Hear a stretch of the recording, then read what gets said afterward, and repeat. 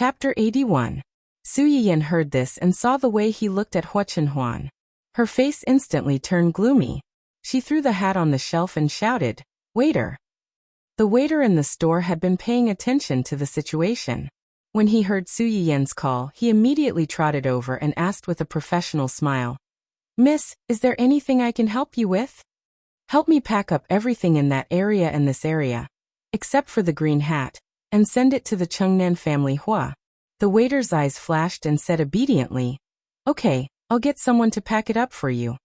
Also, Su Yiyan stopped the waiter and took out a black card and handed it to him. "Ask this gentleman to leave. In the future, all the stores under the Su family's name don't need to receive him."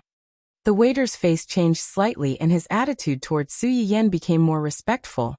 "Don't worry, I'll ask someone to ask this gentleman to leave." Security. When the man heard Su Yiyan's words, his face turned green and white and green again, as if he had been slapped dozens of times. When he saw the waiter call for security, it was clear that he was serious. His face became more and more ugly. "Who are you? Why are you asking me to leave? And you, I'm a customer, a god. Aren't you afraid that I'll sue you for treating me like this?" How could Su Yiyan not hear the panic hidden in the man's clamor? She sneered. "Just because this shopping mall is owned by my family, if you want to sue, then sue. If the legal fees are not enough, I can even support you." The man's face turned pale. He finally realized that he had kicked an iron plate, and was speechless for a moment. The security guard quickly came in, followed by 2 intelligent robots to maintain order. If the person being chased out did not cooperate with violent resistance, these robots could use some forceful means to ask the person to leave. "Our shop is run by a pauper. We can't afford such a distinguished customer like you. Please leave." Su Yiyan's words could be said to be harsh. The man's face turned black. He pushed away the security guard who wanted to pull him and shouted, "Don't touch me, I'll leave by myself." After yelling, he left in a huff, not even caring about his girlfriend. Only the girl was left standing there awkwardly. She looked at the 2 of them apologetically and hurriedly followed them out. Although Su Yiyan felt pity for this girl, she knew that everyone had their own choices. If she was willing to choose such a man, then no one could help her. After driving away the eyesore, Su Yiyan still felt extremely uncomfortable. Just as she was wondering how to comfort Hua Chenhuan, she met his smiling eyes. "Were you standing up for me just now?" She had thought that she would be sad, but she was unexpectedly a little happy. For some reason, Su Yiyan suddenly felt a little shy. She snorted coldly and said in an imposing manner, "With me here, no one can bully you." Hua Chenhuan stared at Su Yiyan's slightly raised chin. He only felt that the person in front of him was like a small sun, tirelessly shining around him, burning away all the darkness that could come close to him. He loved this light and unconsciously followed it. Even if he was trapped in it, he had no regrets. Hua Chenhuan took the initiative to reach out and hold Su Yiyan's hand. She smiled faintly and said, "Aren't we going to the pet shop?" "But you..." Su Yiyan was a little hesitant. "With you here, who can bully me?" Chapter 82. Gu Xiaoyang and Yu Zian, who were outside the glass wall, wanted to come in and help the moment the man opened his mouth. However, Hua Chenhuan stopped them with a look. Seeing this scene, the 2 of them had mixed feelings. They were happy that someone was willing to protect Hua Chenhuan, but they couldn't help but worry. The pet shop was only a few steps away from the shop where Su Yiyan and the others were. They arrived in a short while. Su Yiyan was quite familiar with this place. She quickly found the cat and dog section, and focused on picking things with Hua Chenhuan. Halfway through, a kitten in the arms of a customer suddenly threw a tantrum. It howled and knocked over the cup in its owner's hand. Everything happened so suddenly that a small part of the water splashed onto Su Yiyan's skirt. The owner of the kitten was shocked when she saw that her cat had caused trouble. She quickly apologized to Su Yiyan while controlling the kitten. I'm sorry. My cat is too naughty. I'm really sorry." Su Yiyan glanced at the spot where the water had splashed.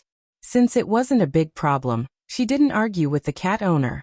Hua Chenhuan glanced at the man coldly. She frowned and suggested, "Let's go back to the shop and change your clothes." No need to go through so much trouble. I'll go to the bathroom to tidy up. Do you need me to go with you? Su Yiyan thought of something and blushed. She shook her head and said, No, the bathroom is quite close. I'll be back in a while. Hua Chenhuan didn't force her. She nodded and agreed. However, after Su Yiyan left, she unexpectedly saw a familiar figure. Hua Chenhuan's long and narrow eyes narrowed dangerously. She gave Yuzian, who was not far away, a wink. Yuzian instantly understood and quickly followed her. Su Yiyan went into the bathroom to tidy up her clothes. She was ready to go back. She didn't expect to meet an old acquaintance just as she walked out of the bathroom. Why are you here? Hua Xiaofeng raised his eyebrows and sneered. You think you can swagger here with my uncle to buy things? Can't I? Oh. Su Yiyan replied coldly. She walked past him and wanted to leave, but Hua Xiaofeng grabbed her wrist. I know you took the initiative to propose a marriage alliance with my uncle in order to take revenge on me for breaking off the engagement, and for falling in love with another woman. You don't love him at all. You're just using him, right? Su Yiyan almost punched him when he heard that. He sneered and said, If I don't love him, who do I love? Is that you? Hua Xiaofeng was stunned for a moment. He said proudly, I know how you feel, and I know you're angry and sad because I broke off the engagement. But feelings can't be forced. Although we can't be husband and wife, we can still be friends. You shouldn't let your emotions affect your decisions. Using such an extreme method to hurt yourself and attract my attention is very irrational. Hua Xiaofeng didn't think it was enough. He even added, If it wasn't for Jingping, I might have followed my family's arrangement and been together with you. But God let me meet her. This means that we're not fated to be together. This is God's arrangement. No matter if it's you or me, we can't go against it. No matter how you struggle, it's useless. Chapter 83. Su Yiyan, who was inexplicably stuffed with a groundless love that turned into hatred, and was even dragged by the scumbag to tell her about his deep affection for a certain someone, felt goosebumps all over her body. She was so angry that she laughed and decided not to leave. She shook off Hua Xiaofeng's hand and took 2 steps back. She chuckled and said, Where did you get the confidence to think that I'm so deeply in love with you that I can't extricate myself from it? I'm even willing to sacrifice my own happiness to attract your attention, and beg you to look back at me? Su Yiyan couldn't help but shudder after she finished speaking. Did this man really think that he was a stallion? Any woman who saw him would be infatuated with him and would live or die for him. She wasn't cheap. These days, 4-legged toads weren't easy to find, but 2-legged men were everywhere, okay? Not to mention, there was such an outstanding man who was in love with her. How stupid must she be to fall in love with someone who might not even be found in the trash? You don't have to rush to deny it. I understand everything. Su Yiyan was dumbfounded. She thought to herself, What do you understand? Are all scumbags these days so narcissistic? If you don't have such feelings for me, why would you try so hard to get engaged to me? Why would you be so angry when you found out that I was with Jingping? To the point that you didn't even hesitate to marry my uncle. Su Yiyan furrowed her brows. She wanted to say that she didn't feel wronged at all when she married Hua Chenhuan, and that it was the happiest thing in her life. Unfortunately, before she could say it, Hua Xiaofeng interrupted her again. Don't tell me that this was an accident. You clearly had many other choices after the engagement was called off. Why did you insist on marrying my uncle, who is from the same family as me? Su Yiyan. Scumbag, you're too dramatic. I really don't know how to cooperate with you. You dare to say that you don't have any feelings for me? Why wouldn't I dare to say it? Su Yiyan looked at Hua Xiaofeng as if he was looking at an idiot who thought too highly of himself. Unexpectedly, in Hua Xiaofeng's eyes, this glance was seen as a sad expression on her face. He felt more and more certain that his guess was right, and the corners of his mouth couldn't help but curl up crazily. I knew it. How could anyone like a cripple like Hua Chenhuan?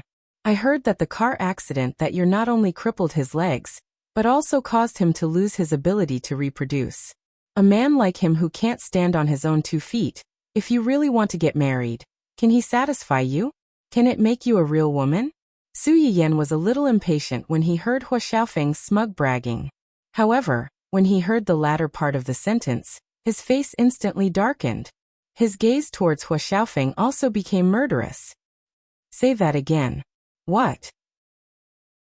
Hua Xiaofeng was stunned. He curled his lips and said disdainfully, "He's just a cripple." Ouch! Before he could say the word cripple, Hua Xiaofeng was in so much pain that he almost knelt on the ground. His entire face turned red. Where was the complacent look that he had when he said that Su Yiyan still had feelings for him? At the corner of the corridor, Hua Xiaofeng's words had also made Yu Zian restless. He wanted to rush out and beat him up, but his body suddenly stiffened. For some reason, he felt the same as Hua Xiaofeng's pain in the ass. Chapter 84. Su Yiyan looked at the finger that was about to hit her. Her eyes turned cold as she sneered. "I hate it when people point fingers at me." Without waiting for the other two to react, she grabbed Hua Xiaofeng's wrist and pulled him forward. Then she threw him over her shoulder, bang. Just by listening to the sound, one could imagine how painful it must be for the person who was being thrown around like a sandbag. Su Yiyan was furious and did not show any mercy. Hua Xiaofeng was not only in pain from the lower half of his body, but also felt like his entire body was about to fall apart. He was paralyzed on the ground and could not get up for a long time. Even so, he still stared at Su Yiyan. His ferocious expression was really frightening. "How dare you? How dare you? For a cripple, you." Su Yiyan was about to leave, but when she heard what he said, she immediately turned back and gave him another kick without hesitation. Ah! The miserable shriek made one's hair stand on end, but it was not enough to arouse Su Yiyan's compassion. She was about to explode from anger. "Cripple your sister. Today, I'll let you have a taste of being a cripple," Su Yiyan said as she kicked Hua Xiaofeng with all her strength. She even chose to step on those painful acupoints.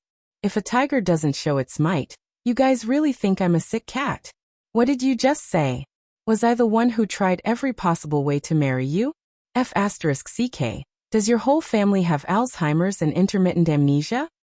Back then, it was your parents who took the initiative to come to my house and beg my grandparents.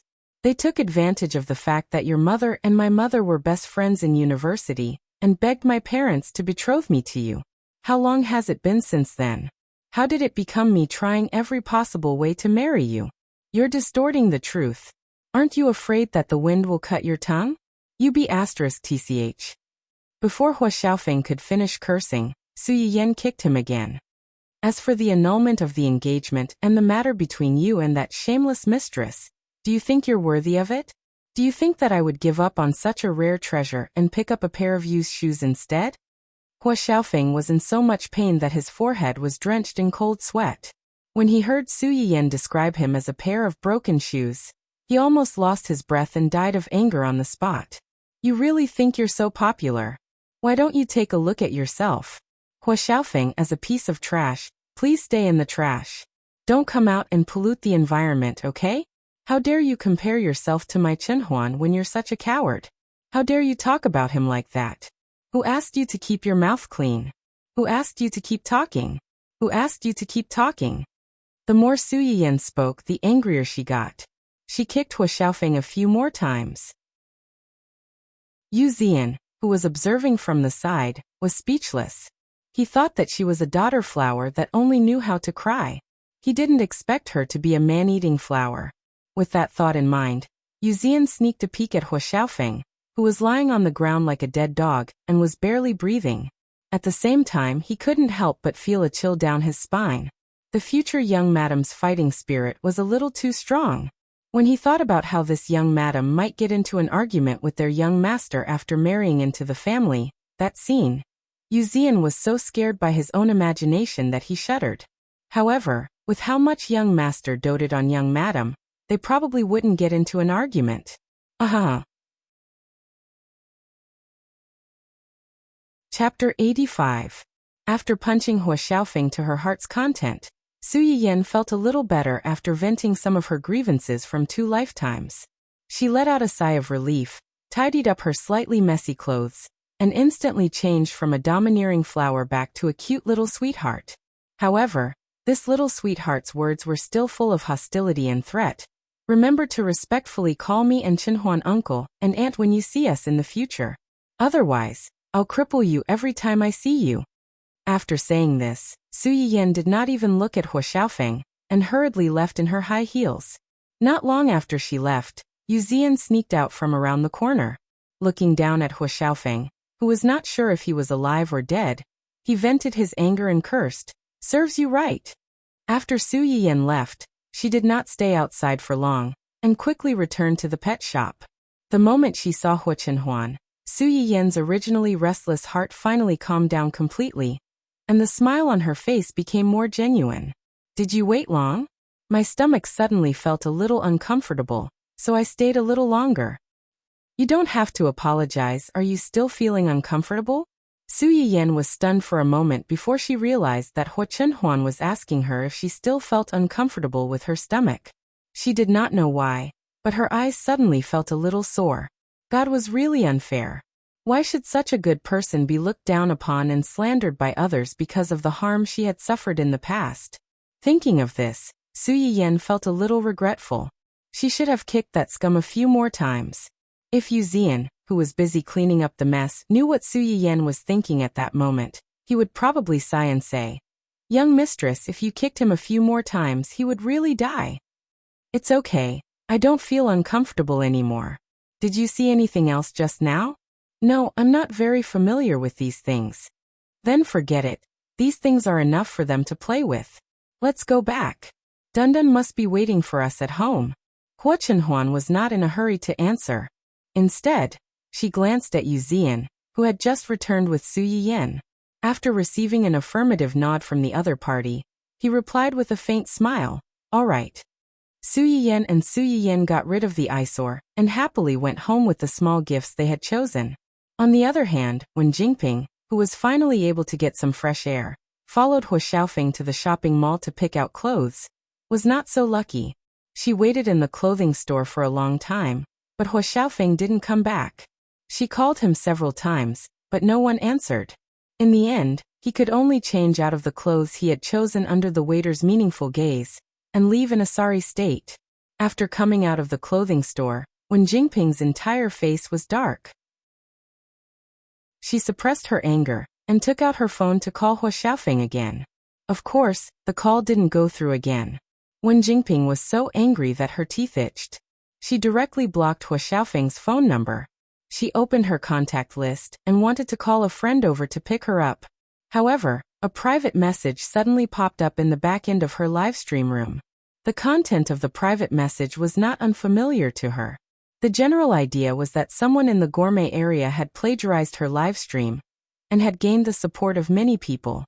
At first, when Jingping didn't pay much attention to it, she felt that no matter what, these people couldn't be a threat to her. They were just imitating others. Until she saw the holographic image of the spicy boiled fish at the end of the private message. When Jingping's pupils shrank, the hand holding the phone trembled. Chapter 86. Su Yiyan didn't know that when Jingping had noticed her with just a holographic projection, and was afraid of her. Sure enough, Dundun liked the small gifts that the two of them brought back. As soon as they were handed to it, it pounced on it and hugged it tightly. Su Yiyan took the opportunity to stuff the dog and the gifts into Hua Chenhuan's hands, and let him bring them home. Poor Dundun was given away again after returning home for a few hours. Before it left, it almost cried, threw a tantrum, and acted cute. It clung tightly to its owner's sleeves and refused to let go. Helpless, its owner had a stepfather. She had long changed from a biological mother to a stepmother. No matter how shamelessly it threw a tantrum, it couldn't beat a soft call from its stepfather. "Chi-Chi's flight is tomorrow morning. I have to pick her up. Let's have lunch together?" "Okay." Hua Chenhuan didn't really like to meet strangers unless it was unavoidable for business. But he liked it when Su Yiyan took the initiative to introduce her friends to him. This made him feel that Su Yiyan was trying to integrate him into her life and make him a part of her life. Late that night, the old family Hua residence was dark. It was quiet downstairs. There wasn't anyone around. Only in a corner of the courtyard, A person was waving a shovel miserably and digging a hole in despair. Suddenly, a series of footsteps came from behind. The figure waving the shovel froze. Like a rusty robot, he turned his head and looked over. After confirming that there was nothing behind him, he heaved a sigh of relief. Who knew that in the next second, a hand would be placed on his shoulder? The late-night gardener was speechless. Ow, ow, ow. Don't come over. Don't come over. If you come over again, I'll hit you. I'll really hit you. What are you shouting for in the middle of the night? Aren't you afraid of waking young master up? The familiar scolding made Yu Zian's head go blank. He opened his eyes tentatively. After seeing the two people not far away, he asked in a daze, Xiaoyang? Yanbai? Gu Xiaoyang rolled his eyes at him. Who else could it be? Yu Zian's legs turned to jelly. He said angrily. You two are too much. You came up behind me without saying anything and even patted my shoulder. Don't you know that you can scare me to death? TSK, so the two of us came over to show concern for you. But we were wrong? Yanbai, let's go. Don't bother with this ingrate. Are you here to show concern for me? You're obviously here to laugh at me. It would have been better if Yu Zian had not mentioned it. Gu Xiaoyang could not help but laugh out loud. Ha ha ha ha, you two. You went out with young madam and got yourself such a job. I'm dying of laughter. Yu Zian saw him laughing and became even angrier.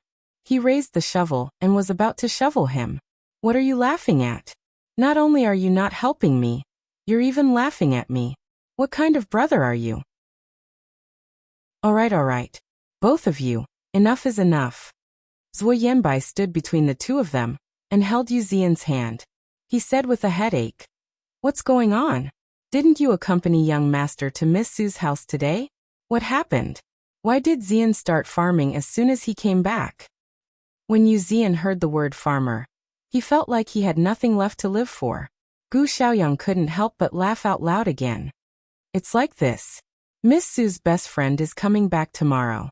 After lunch, the two of them invited each other to go shopping and buy gifts for her. Chapter 87. Gu Xiaoyang could totally understand Zhuo Yanbai's shock. Yes, you didn't hear wrongly. Young master went shopping with Miss Su today. Miss Su even bought a lot of hats and scarves for young master, and young master put them all in his wardrobe. Zhuo Yanbai's face was full of surprise, but when he thought about Miss Su, he felt that it was only natural. In this world, only Miss Su could make their young master change for her willingly. If you want to go shopping, then go shopping. Young master won't punish you for no reason. Did you do something to make young master angry? Yu Zian looked embarrassed.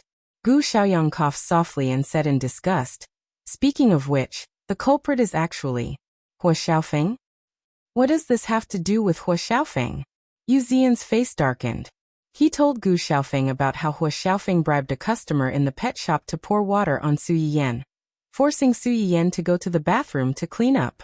Then, he followed Su Yiyan all the way to the bathroom door and said a lot of disgusting things to her. He told her everything in detail about how Hua Xiaofeng angered their future young madam and how she was killed. He even emphasized the words that Hua Xiaofeng used to attack their young master. You don't know, but Miss Su listened to Hua Xiaofeng at first. Although she was very impatient, she didn't want to talk to him. But when he mentioned young master, Miss Su's face suddenly changed. She looked at Hua Xiaofeng as if he wanted to eat someone. Then Hua Xiaofeng started to have bad luck. You didn't see how he looked like. He was almost pressed to the ground and beaten by Miss Su. Just thinking about it makes me happy. Yu Zian couldn't help but laugh at the end. In fact, when Hua Chenhuan asked him to be in charge of Su Yiyan's public relations, he didn't dare to have any objections on the surface, but he was actually not very happy about it. However, after this incident, Yu Zian had completely changed his view of Su Yiyan. He was no longer dissatisfied with Hua Chenhuan's previous arrangements. From now on, he had to work hard and cling on to the thigh of the future young madam, so that he could reach the peak of his life. Hearing his words, Zhuo Yanbai thought of something else. Miss Su seemed to be especially thin and small when she was young. The Su family was worried that she would be bullied by her peers because of her thin and weak body, so they hired many masters to teach her martial arts. It's normal that Hua Xiaofeng couldn't control her. This time he really kicked an iron plate. Serves you right. You weren't there at the time, but I heard it clearly. It was his parents who begged Miss Sue's parents to betroth Miss Sue to him. In the end, they accused Miss Sue of still having feelings for him, and pretended to persuade Miss Sue not to be with young master. Did they really think that no one knew what their family was up to? The Sue family took the initiative to marry our young master. Huaqihan probably can't even sleep well now, right? He even said that he was destined to be with that mistress, and that he could be friends with Miss Sue even if they couldn't be husband and wife. I almost vomited when I heard it, let alone Miss Sue. She's probably disgusted. Gu Xiaoyang sneered and mocked. Like father, like son. Don't their family have done enough disgusting things? Chapter 88. Yu Zian rubbed his nose guiltily and laughed dryly. Aren't I just curious? Don't you dare say that you're not curious about Miss Sue's feelings towards Hua Xiaofeng at all? What do you think of our young master? The two of them choked, unable to refute. They were indeed curious about Su Yiyan's feelings towards Hua Chenhuan. When Hua Xiaofeng broke off the engagement, she suddenly announced that she wanted to marry Hua Chenhuan. It was quite thought-provoking. Not to mention Hua Xiaofeng's wishful thinking, they also had doubts in their hearts before this. They were worried that Su Yiyan's decision was just a spur-of-the-moment decision, a means for her to take revenge on the family Hua and Hua Xiaofeng. This was also the main reason why Yu Zian didn't jump out to help at the start, but instead sat on the sidelines and watched for a long time. He wanted to see how Su Yiyan would react to Hua Xiaofeng, and how she would react to his words. Most importantly, when the other party mentioned Hua Chenhuan, would she choose to silently agree or take the initiative to defend him? The results of his probing were delightful, but he also paid a painful price for it. Moreover, didn't Miss Sue come out unscathed in the end? Don't think that he didn't notice that when he told her what Su Yiyan said to Hua Xiaofeng to defend him, his eyes were filled with adoration. After all, he had been by Hua Chenhuan's side for more than 10 years. How could Yu Zian not see that his young master was secretly happy under his expressionless face? In other words, in the end, the two young lovers were happy, but the one who was hurt was him, a single dog. It was really a tragedy. If Miss Sue wasn't fine, do you think young master would just punish you as simple as farming? He would have sent you to the border, and let you fend for yourself. Yu Zian was just saying it. He didn't really have much of an opinion about the punishment. What he cared more about was, oh, of all the things Miss Sue likes, why does she have to like blue roses? This is great. Young master wants me to plant blue roses in this courtyard, and I have to plant them all. How long do I have to be busy for? All right, be content. It's good enough that young master didn't ask you to plant blue roses in the manor. Yu Zian shuddered when he imagined the consequences. Even the small garden in front of him seemed much more pleasing to the eye. Zui Yanbai saw the look of fear on his face and tried to hold back her laughter. By the way, what happened to Hua Xiaofeng and the person who poured water on Miss Sue in the pet shop? What else can we do? To dare to casually take a stranger's money and help him lure a girl out, he's either stupid or greedy by nature. I'm the best at dealing with such people. Since Gu Xiaoyang had said so much, the two of them could roughly guess what happened to that person, so they didn't ask any more questions. As for Hua Xiaofeng, Yu Zian chuckled. At that time, I saw it clearly. Young madam kicked him 3 or 4 times. She didn't hold back at all. It's best to kick that bastard until he can no longer have sex. Let's see if he dares to talk about young master's disability in the future. Every time I see him, I'll beat him up. Emph. Gu Xiaoyang and Zui Yanbai froze for a moment and shuddered unconsciously. They couldn't blame Yu Zian for completely changing his attitude towards Miss Sue this time. Chapter 89. They secretly hoped that Hua Xiaofeng would be disabled. However, Hua Xiaofeng was the male protagonist of the original novel. Even though he had been kicked repeatedly by Su Yiyan, some of his functions were fortunately preserved. However, it would be difficult to use them in the future, and it would be difficult for him to use them in the next 1 or 2 years. Even so, Hua Xiaofeng, who woke up and learned of the diagnosis, was so angry that he almost fainted on the spot. Lying in bed, he yelled and screamed and overturned the table beside the bed. Pieces of melon and fruit were scattered all over the floor. It was a mess. B*TCH, B*TCH. I'm going to kill her, kill her. Mrs. Hua's eyes were slightly red, and her heart ached. Xiaofeng, calm down. Don't hurt yourself. I'm already in this state. How can I calm down? Dad, you have to help me. That B*TCH has gone too far. She wants to end our family's bloodline. It would have been better if Hua Xiaofeng hadn't said anything. After hearing what he said, Hua Qihan's face darkened. He picked up a glass that had survived and threw it directly at Hua Xiaofeng. Hua Xiaofeng couldn't move and couldn't dodge at all. He could only face this terrible situation with a pale face. Mrs. Hua screamed and almost fainted on the spot. Fortunately, Hua Qihan didn't really want to kill his only son. The glass finally fell on the edge of the bed. With a crash, it fell to the ground and broke into pieces. There was a moment of dead silence in the ward.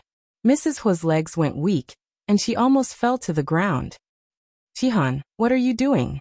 Xiaofeng is your son, and he was just beaten up like this. How can you?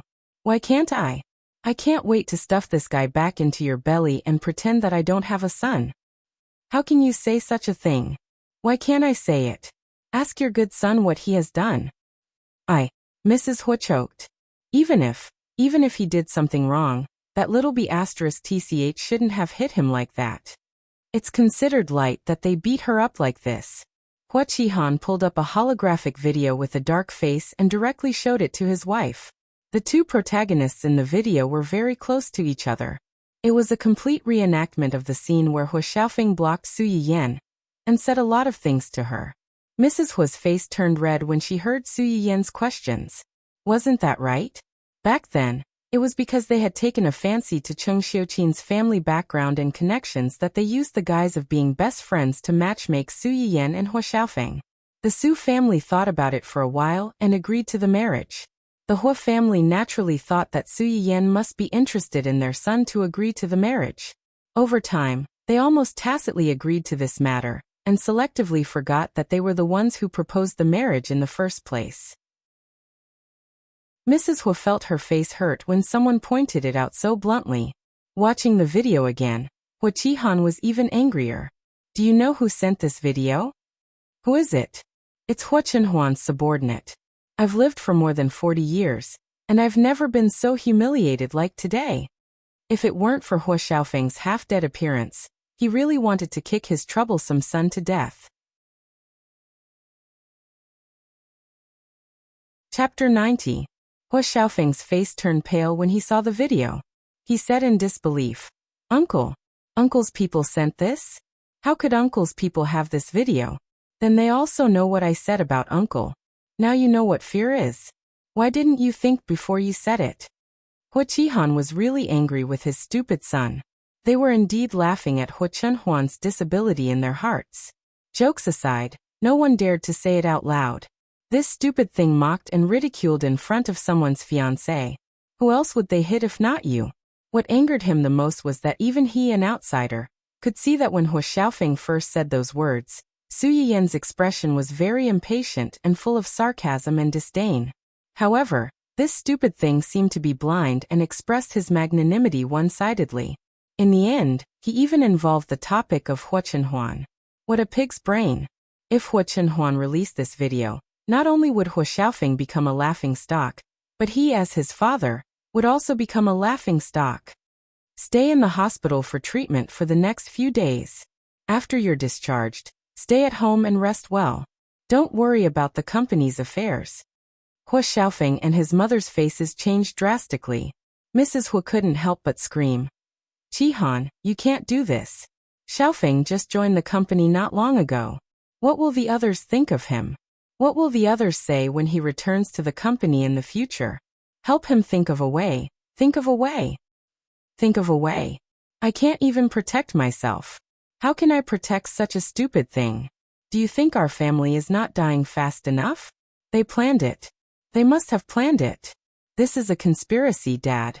This must be Hua Chenhuan's conspiracy. They don't want me to join the company and inherit the Hua Corporation. I was set up by them. So what if it's a conspiracy? Why did you jump into such an obvious trap? Where's your brain? Did you lose your brain from talking about a girlfriend? After scolding him, Wuxia seemed to have thought of something and said coldly, what about his girlfriend? Didn't he say that he had gone shopping with her before the accident? Now that Xiaofeng is lying here, where is she? When she heard Wuxia mention that woman, Mrs. Hua's face darkened. I just used Xiaofeng's phone to call her a few times, but she didn't answer. It seems that she blocked me. You've just been admitted to the hospital, and they've already blacklisted you. This is the woman you chose. With that, Wuxia left with a cold face, leaving Mrs. Hua and Hua Xiaofeng at a loss. After a long while, Mrs. Hua seemed to have finally found her voice. Heartbroken, she said, Xiaofeng, what's wrong with you? Why do you want a wild girl who doesn't care about you instead of a rich girl? Mom, why are you? Me too? Did I say something wrong? If you hadn't been so willful, the situation wouldn't be like this. Mom, you're too naive. It's obvious that the cripple deliberately set me up. Even if I go to her, they will definitely come to me. Chapter 91. If it weren't for his actions, Su Yiyan wouldn't even have met him, let alone set him up. However, Mrs. Hua, who was used to listening to her son's every word, did not suspect anything. She even resented Su Yiyan and Cheng Xiuqin because of this. Since they had already broken off the engagement, why did they still cause trouble for her son and help Hua Qinhuan, who was their enemy? Hua Xiaofeng and Mrs. Hua believed that this was a trap that was trying their best to drive him out of the Hua Corporation. However, the truth was that Hua Qinhuan was also watching the video that Yu Zian had taken. It was the full version of the video that had not been edited. He replayed the clip of Su Yiyan beating Hua Xiaofeng over and over again. Su Yiyan was clearly indifferent when he was talking about himself, but when Yu Zian talked about his body's flaws, he suddenly exploded and wanted to kill him on the spot. Could it be that in Su Yiyan's heart, he had become the reverse scale that no one could easily touch? This realization made Hua Qinhuan excited. It was clearly a picture of two people, but he could only see one person. That person was like a huge ball of light that attracted his attention at any time and place, making it impossible for him to look away. Dundun, who was playing with a ball of yarn in its kennel, suddenly heard its master's voice. Its little ears immediately perked up. It immediately dropped the ball of yarn and rushed out like a small cannonball, wanting to hug its master's leg. The result was predictable. This little meatball slid forward like a wild goose landing on the sand. It took a long time for it to react to what had happened. Fortunately, this little guy's adaptability was not bad. Although it did not understand why it couldn't pounce on its master, it quickly recovered and ran to the bottom of the image to circle around its master. When Dundun realized that its master might have neglected it because he was fighting with someone else, its soft fur stood on end. It roared at Hua Xiaofeng in the video, and even wanted to pounce on him and bite him. Naturally, he fell to the ground again and slid forward for a distance. Pfft. When Hua Qinhuan saw this scene, she was finally amused by this little idiot's acting. Dundun. Do I not care about my reputation? In order to prevent the little fellow from flying into a rage out of humiliation, and ignoring her like it did 2 days ago, Hua Qinhuan took the initiative to move over and pick it up. She whispered, "You also think that she's amazing, right?" The little fellow's ears perked up again. After a while, it raised its head proudly, with a proud look that said, "Since you praised my master, I won't lower myself to your level." Hua Qinhuan smiled slightly and reached out to rub the little fellow's fluffy head. "Tomorrow, I'll take you to see your Hua Hua." The little fellow's head suddenly rose up, and its 2 paws proactively rested on Hua Qinhuan's arm. Its black grape-like round eyes stared at Hua Qinhuan, shining with excitement and joy, as if it was asking, "Really? Is that true?" Hua Qinhuan, whose treatment had suddenly increased by several times, was startled. She laughed and said, "This happy look is very similar to your master. People say that pets follow their masters. It seems that it's not unreasonable." Dundun didn't understand what he said, and tilted its head in confusion. "Be good tonight. Tomorrow, I'll take you to see your Hua Hua." Chapter 92. In the spacious and bright reception hall, A tall and slim figure slowly walked over from afar. The person was wearing a beige vest paired with casual denim pants. She looked warm and fashionable. She was low-key, but at the same time, she had a cold aura that made people not dare to approach her easily. The most eye-catching thing was that she was holding a soft brown corgi in her arms. This little corgi was like a little princess sitting on a golden throne. It sat in its master's arms with a clear conscience. Its chin was slightly raised, and it patrolled its territory with a particularly cold attitude. Xiaoqi over here. Su Yiyan saw the familiar figure of the master and pet from afar and quickly waved to greet them. Ling Xiaoqi heard her voice and quickly took off her sunglasses. The coldness on her face was immediately melted by a warm smile. Have you been waiting for a long time? Why are you here so early? I thought I would have to wait for a while. I can't wait to see you and Hua Hua. As soon as Su Yiyan approached, she couldn't control herself and hugged her best friend who had done a lot for her in her previous life, but didn't have a good ending in the end. Ling Xiaoqi was stunned by her hug.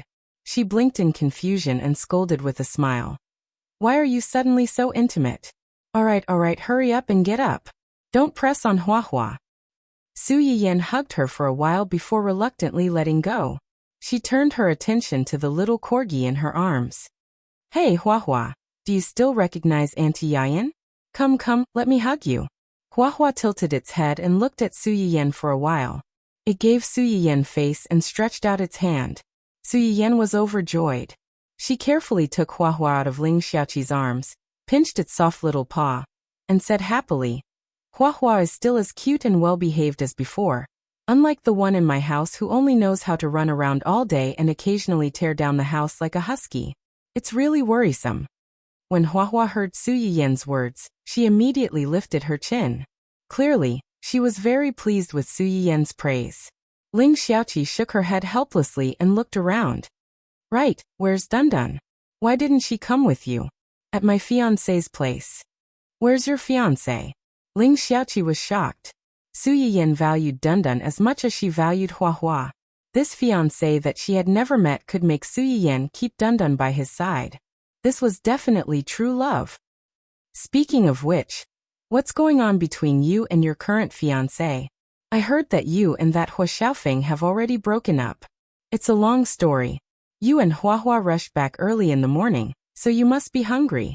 We've already booked a private room at a high-end restaurant nearby. Let's go there and eat while we talk. Ling Xiaoqi thought for a moment, and did not refuse. The restaurant that Hua Qinhuan booked was not far away. They arrived in a few minutes. As soon as they walked through the door of the restaurant, Dundun, who had been eagerly waiting in the private room, seemed to have sensed something. He suddenly jumped down from Hua Qinhuan's lap and rushed out happily. When Su Yiyan heard the sound, she knew that her dog had come. She looked helpless and was prepared to be pounced on. Unexpectedly, the dog did not even look at her. He went around her and accurately hugged Ling Xiaoqi's thigh. He looked eagerly at Hua Hua in her arms and called out a few times to please her.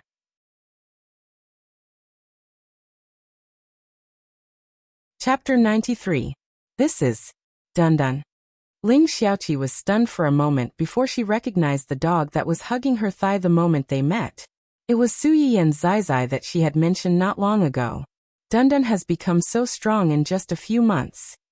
When Dundun heard the praise of its future mother-in-law, it barked even more happily, vowing to attract the attention of its future wife. Unfortunately, Hua Hua, who was nestled in its owner's arms, only glanced at it coldly and disdainfully when it heard its owner praising another dog. Then, it looked away unhappily and ignored it. Dundun didn't mind. It was still looking at its owner with eager eyes, looking very much like a bootlicker. The corner of Su Yiyan's mouth twitched. Finally, she couldn't hold back anymore. She went forward and picked up her heartless dog son. She coughed lightly and said, "Let's talk inside. Let's talk inside." Oh. Dundun barked sadly. Obviously, it wasn't very happy to be picked up. Su Yiyan was so angry that she slapped its chubby little, but a few times. Once it saw the little beauty, it couldn't move. This little ingrate.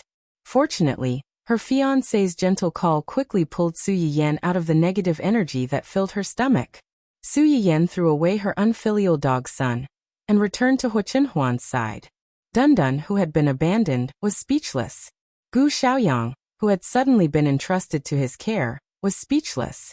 Let me introduce you. This is my fiancé, Hua Chenhuan. Chenhuan, this is the friend I told you about before, Ling Xiaoqi. Hua Chenhuan shook Su Yiyan's hand and nodded politely at Ling Xiaoqi. Hello, Miss Ling, hello. Ling Xiaoqi looked at Hua Chenhuan with surprise and curiosity. When she was overseas, she had heard from Su Yiyan that her fiancé was Hua Xiaofeng's uncle. She had estimated his age to be in his early 30s.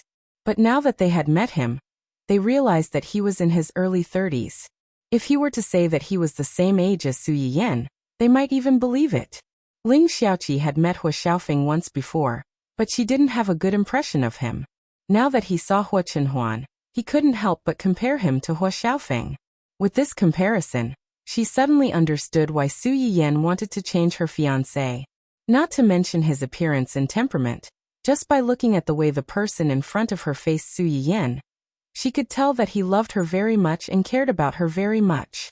As long as she was there, he would not see anyone else in his eyes.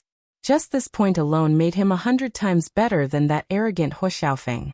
The only regrettable thing was, Ling Xiaoqi looked at Hua Chenhuan's seat with pity. Hua Chenhuan saw Ling Xiaoqi sizing him up, but he didn't feel offended. Over the years, many people had looked at him with malice. This kind of pity was already considered very kind. Su Yiyan saw that the two of them didn't dislike each other, so she was slightly relieved. She smiled faintly and said, "Take a seat first. Have you ordered?" "I ordered some. You can decide the rest." Su Yiyan nodded and handed the menu to Ling Xiaoqi. "He booked the private room today, and he's also the one who invited the guests. Feel free to order whatever you want. You don't have to be polite with him." Hua Chenhuan smiled helplessly, but more than that, he was indulging her. Ling Xiaoqi's impression of Hua Chenhuan improved. She was only Su Yiyan's friend, but Hua Chenhuan was willing to make such thoughtful arrangements to receive her. It was obvious that he loved her because he loved her. Chapter 94. Since Su Yiyan had said so, Ling Xiaoqi didn't stand on ceremony and ordered a few of her favorite dishes. After ordering, Ling Xiaoqi put Huahua down for the time being. Not far away, Dundun's eyes lit up when he saw Huahua leave Ling Xiaoqi's arms. He kicked his little legs and was about to pounce in the direction of Huahua. Gu Xiaoyang almost couldn't catch him. He had to look at Su Yiyan for help. Su Yiyan's mouth twitched slightly. She gave up and said, "Put it down." The two little guys were so little the last time they met. They probably don't remember each other. Put them together and get to know each other again. Su Yiyan felt guilty when she said that. She didn't know if Huahua still remembered Dundun, but Dundun, this little idiot, must have always remembered this little fiancé. As soon as Gu Xiaoyang put it down, Dundun immediately went to Huahua's side and rubbed his head. In the end, he even used his chubby little butt to bump Huahua. Fortunately, both of them were puppies. Otherwise, Dundun's behavior would have been seen as a hooligan. However, his behavior was not much different from a hooligan. Although Huahua didn't have much of a reaction, she didn't pay attention to him from beginning to end. Her face was cold and impatient, as if saying, "Don't touch me." Dundun saw that Huahua didn't pay attention to him for a long time, so he finally made a big move. He kicked forward hard and wanted to pounce on Huahua. Huahua was instantly irritated. She screamed and bent her body into an arch shape. Then, she pounced on Dundun and attacked with both hands. In a moment, Dundun was rewarded with countless 9 white bone claws. The brown dog's fur was scattered all over the place. Soon it was all over the ground. Dundun was also stunned by the beating. Before he could resist, he was stepped on by his wife and couldn't turn over. Su Yiyan and the others were caught off guard and witnessed a dog version of domestic violence. This big battle, or rather this one-sided beating, ended with Dundun lying on the ground in a daze, not knowing what to do. Huahua's right front leg was pressed on its dog face, and its chin was raised high, as if it was a tyrant punching a bully and kicking a hoodlum. The battle ended with Dundun Su Yiyan. Ling Xiaoqi. The onlookers. Ling Xiaoqi was the first to react. She waved at her dog and said, "Ahem. Hua Hua, get off Dun Dun and come here." Although Hua Hua was still enjoying the thrill of stepping on Dun Dun, it obediently returned to Ling Xiaoqi when it heard its owner's call. Su Yiyan breathed a sigh of relief when she saw this. She reached out and poked Dun Dun, who was still lying on the ground like a corpse, as if she expected better from him. "Look at you, being beaten by your own wife. Losing the first battle has already determined your position in the family. Sorry, Hua Hua has been spoiled by me. She's usually not so fierce." Ling Xiaoqi and Su Yiyan had a good relationship. If only the two of them were present today, they would definitely treat this as a small fight between dogs. They might even get together and talk about it. But there were other people in the house, and according to what Su Yiyan said, Dun Dun was now under Hua Chenhuan's care. Ling Xiaoqi couldn't help but feel a little embarrassed when this happened. Chapter 95. Dun Dun barked when it heard its master's words. It wasn't that it couldn't beat its wife. It loved its wife and didn't dare to fight with it because it was afraid of hurting her. "Master, it's fine if you don't comfort me, but you're pouring cold water on me." Dun Dun felt really wronged. Although Hua Chenhuan could understand Dun Dun's feelings, he, who always believed that his wife came first, could only agree with Su Yiyan unconditionally. "Well, it's Dun Dun's problem. It has nothing to do with Hua Hua." Dun Dun. It couldn't have a stepfather and stepmother anymore. It wanted to run away from home and go home with Hua Hua. Gu Xiaoyang stood on the side and watched the show with great interest. He nodded in agreement when he heard their words. Wasn't that right? If it couldn't even beat a little bitch, how could it find a wife in the future? It could only blame itself for being too weak. How could it be blamed on a little bitch? Gu Xiaoyang suddenly froze when he thought of this. He stared at the pink puppy under Su Yiyan's hand and said in disbelief, "This dog is a male?" Gu Xiaoyang's scream, which was so loud that it almost changed his voice, successfully attracted the attention of everyone present. Su Yiyan's hand that was stroking Dun Dun suddenly paused. She turned to look at him in confusion. "Don't you know?" Gu Xiaoyang's mouth twitched slightly. He thought to himself, "What would I know?"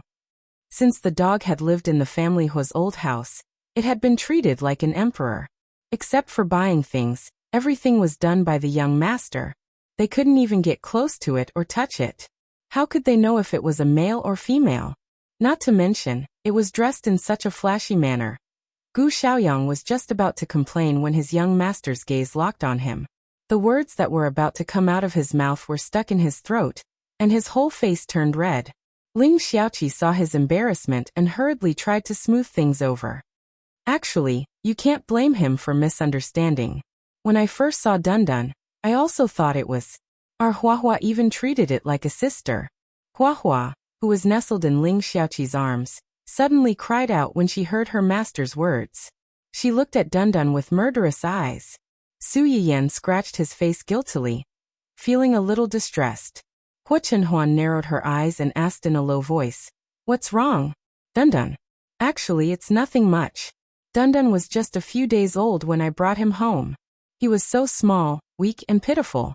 My mom thought it was something new, so she helped me with its basic necessities. She even dug out some old clothes with the auntie at home to make small clothes for Dun Dun. In the end, Dun Dun didn't wear any other clothes, but insisted on wearing this kind of pink with lace." Gu Xiaoyang and the others understood at once. It turned out that this guy was a proper cross-dressing dog. If this happened to other people, my mom might complain a little. But on Dun Dun, my mom only thought it was cute, so she let it dress like this. Hua Hua was adopted by Xiaoqi half a month after that. Considering that the two guys were the same kind, she often took them out to play together.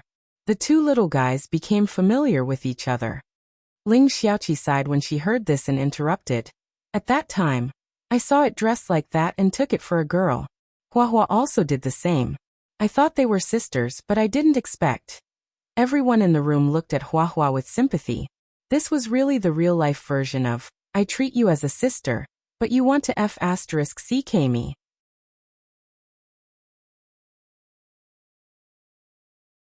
Chapter 96.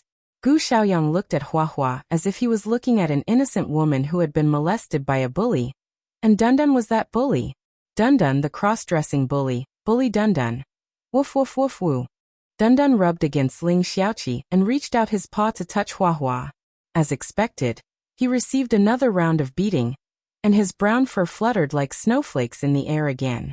What was worse was that this time, under Huahua's paw, a tuft of fur on Dundun's head was completely used up, and a small part of it collapsed, revealing his tender skin.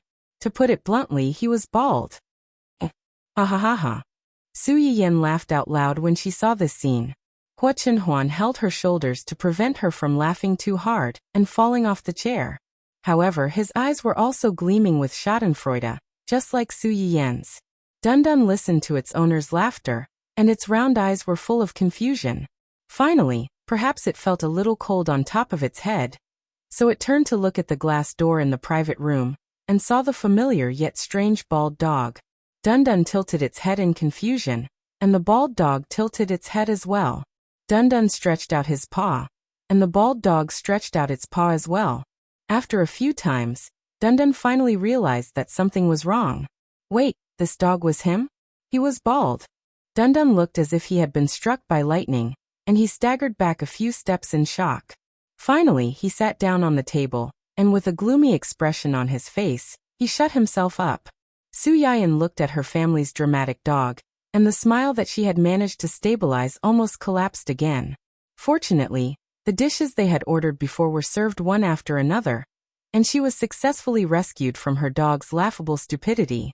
The restaurant that Hua Chenhuan had chosen was a relatively famous high-end restaurant, and the people who could dine here were either rich or respectable. Therefore, the cost of this meal was naturally not low. However, after eating Su Yiyan's personally cooked Sichuan poached fish, crayfish, and other dishes, Hua Chenhuan was a little repulsed by these dishes that used to be edible. She barely touched her chopsticks during the meal.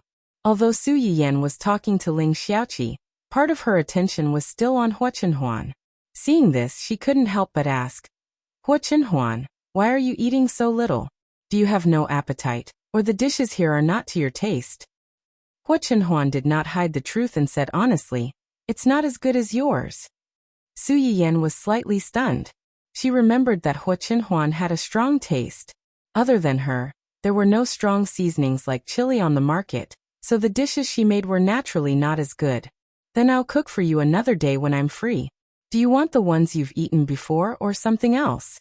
There are actually many spicy dishes that you can choose from. Anything is fine. As long as it's made by you, I'll love it. The two of them whispered as if there was no one else around, thinking that no one could hear them except for each other. Little did they know that when they whispered to each other, pink bubbles kept popping up around them, making it difficult for people to ignore them. Gu Xiaoyang covered his eyes with hidden bitterness, looking as if he had been blinded.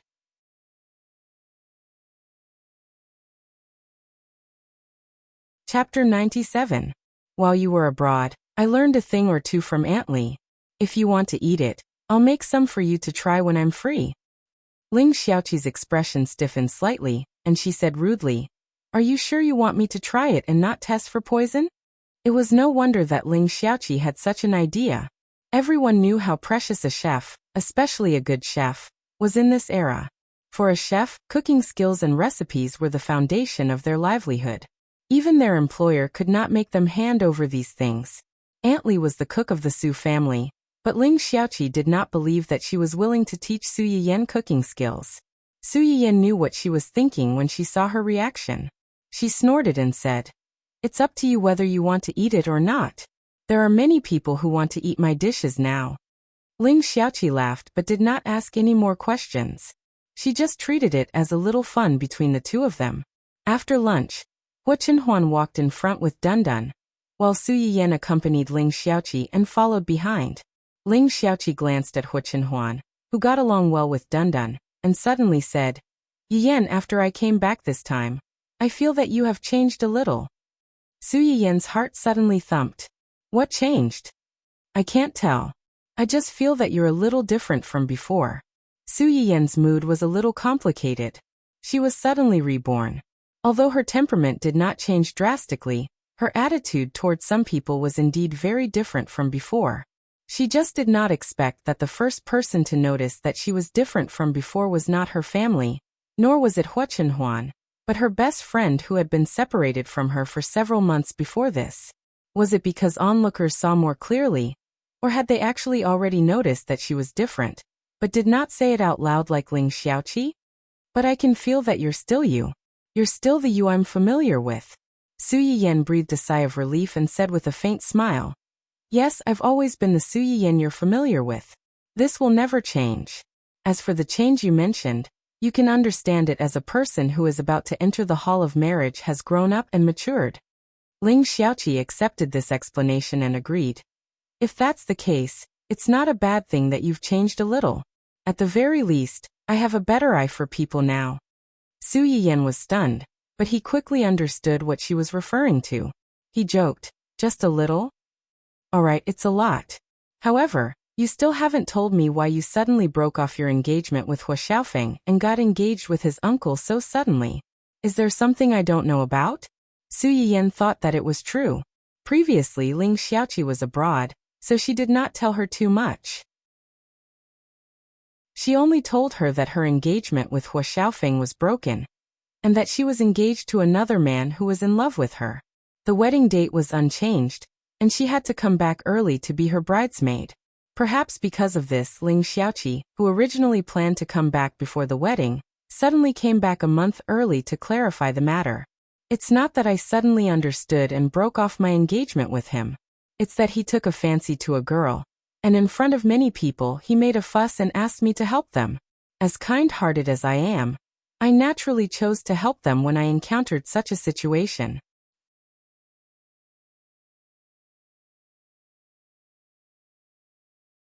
Chapter 98.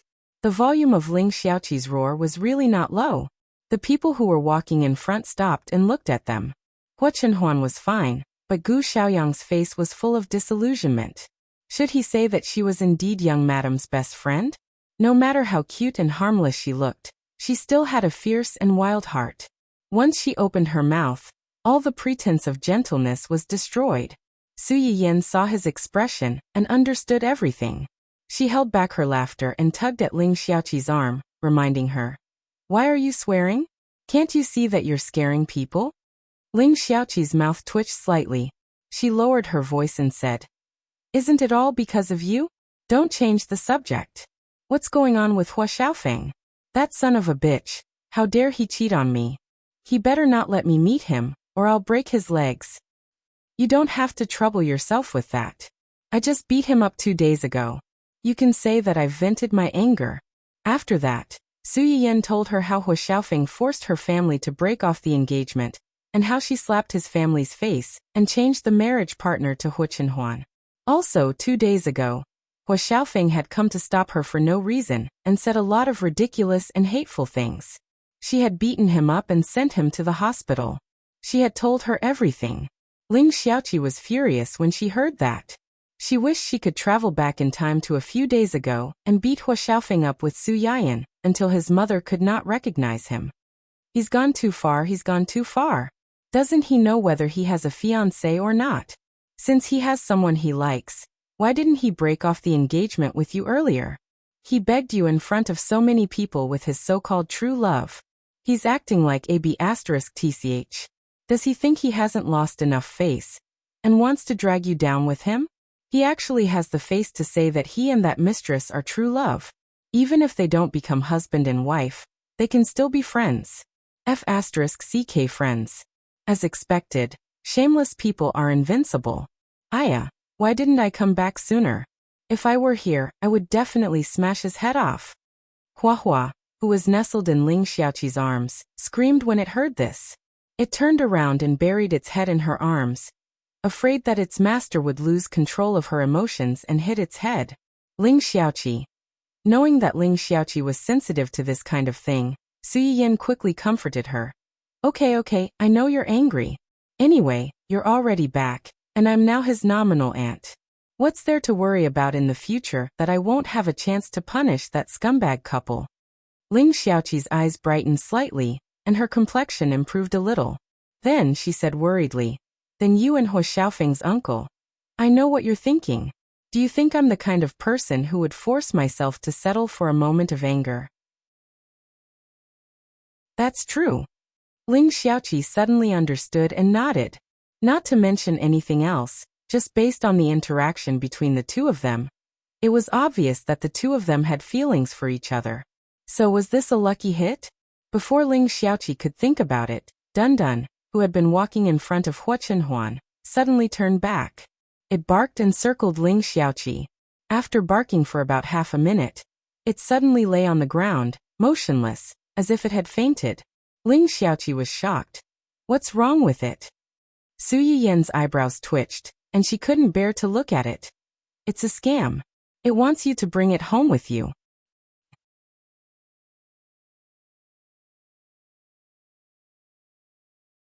Chapter 99. In the end, Dundun did not succeed. Originally, Ling Xiaoqi had begun to hesitate whether to bring it along. Su Yiyen also expressed that she did not want this traitorous dog. Victory was in sight, but they did not expect a Huahua to appear out of nowhere and beat Dundun again, almost making it bald on the other side of its head. In the end, it even kicked it out of Ling Xiaoqi's arms, patted its butt, and left with its owner, not taking a single strand of dog hair with it. Dundun did not succeed in the scam, and was almost beaten into a bald dog by its future wife. The whole dog was dispirited. It lay on the ground and looked at the back of the Huahua with tears in its eyes.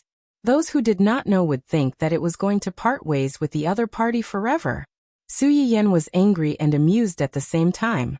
After they left, she immediately pulled up an emoji of throwing a dog in front of Dundun. "Little ingrate, if you are so useless, I don't want you anymore. Just like this, I will throw you out."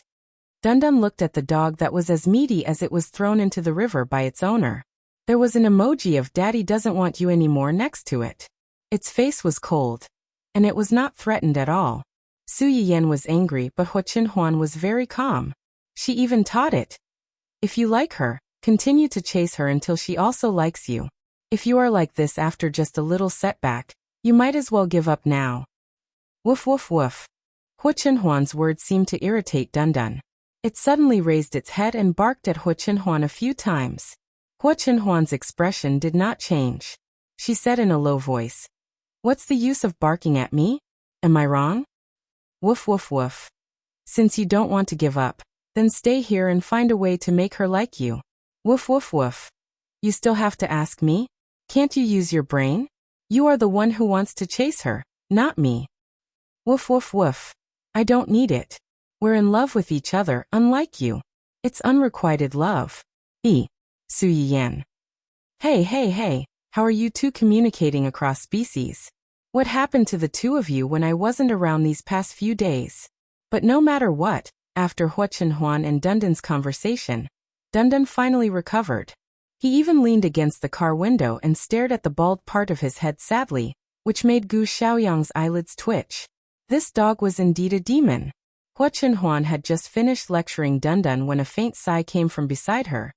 "You're so clear and logical when it comes to educating others, but why are you backing down when it's your turn?" Huachenhuan's body trembled.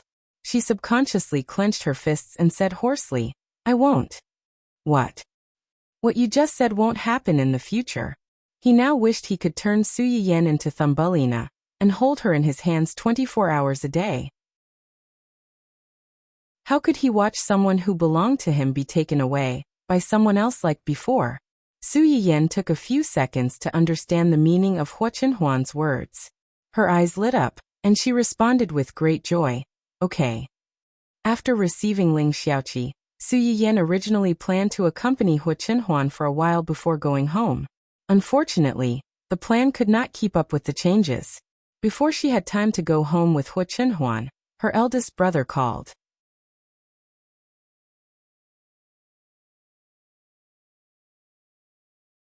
Chapter 100. Su Yiyen was dumbfounded when she received the news. She immediately rejected Huachenhuan's offer to send her home and hurried back alone. What a joke. Her grandfather already had a lot of opinions about this marriage. If she allowed them to meet without any preparation, as the middleman, She was afraid that she would explode on the spot. Su Yiyan hurried back home. The first thing she saw was the stern-looking old man sitting in the middle of her living room. Su Yiyan's eyes immediately reddened. Without thinking, she rushed over and hugged her grandfather as she cried. Before old Master Cheng came, he had already planned to teach this lawless and mischievous granddaughter a lesson. He wanted her to know that she shouldn't joke about her lifelong happiness like this. However, no matter how much he had prepared himself, when he saw his precious granddaughter's tears, he threw them out of his mind. All that was left was his heartache and anxiety for her. Why are you crying? Did that little brat from the family bully you? Tell Grandpa, and Grandpa will take you to settle the score with them. When Su Yiyan heard old Master Cheng's words, her nose became even more sour. She hugged old Master Cheng's hand tightly and choked out, "No, he's very good to me. He didn't bully me." Old Master Cheng's face was full of disbelief. "If he didn't bully you, then why are you crying like this? Don't be afraid. Grandpa is here. Grandpa is here. Tell Grandpa, and Grandpa will help you." "I really didn't. I just miss Grandpa too much. Now that I suddenly saw you, I couldn't help it." "Missed me?" Old Master Cheng was caught off guard by this sudden sugar-coated bullet. He stared at Su Yiyan for a long time. After making sure that she really didn't suffer any grievances, he snorted coldly and said angrily, "You missed me, but you didn't come back to see me. You didn't even tell me before you made the decision to change your marriage partner. From what I see, you don't even care about your grandfather at all." When Su Yiyan heard this, she hurriedly said, "How could I not care about Grandpa? It was just too sudden." That's right. Not to mention you, Dad. Even the few of us who were there at that time were a little confused." When old Master Cheng heard his daughter's words, he immediately changed the topic and scolded, "Why are you in a daze? Yin is young and immature, but you adults are also immature? Just let her do whatever she wants." Yes. It's our fault. We didn't stop her and let her do whatever she wanted. It's all our fault. Judging from your tone, you think I've wronged you? Yin used to be so obedient when he was with me. But this time, such a big thing happened. It must be because you adults failed to live up to expectations and caused trouble for her. Who else can I blame if not you? Cheng Xiuqin. Sure enough, after having a granddaughter, his daughter had fallen out of favor. She really didn't want to take the blame for this. "Grandpa, don't blame my parents. I acted on my own accord. That day something happened in the family Hua, and Mom and Dad were so angry that they lost their minds. And so did you? In a fit of pique, you chose that one. Grandpa." Su Yiyan suddenly raised her voice and interrupted him. "I don't like people mentioning that word. I know Grandpa has some prejudice against him because of me, but I hope Grandpa can love the house and its crow. Can you give him some respect?"